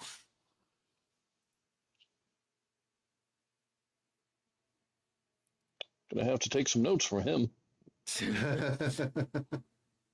I mean, he is a revered captain from his time period.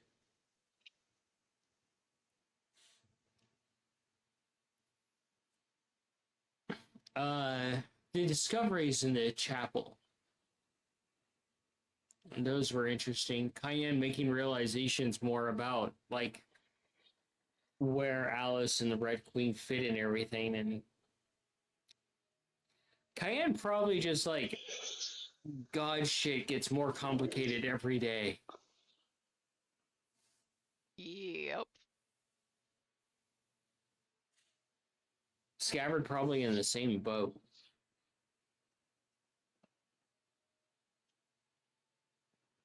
Yeah, just a good session. Lots of small things that add up. Yeah. There's going to be some major interesting information once you guys meet the Sphinx. We will call it there for the night.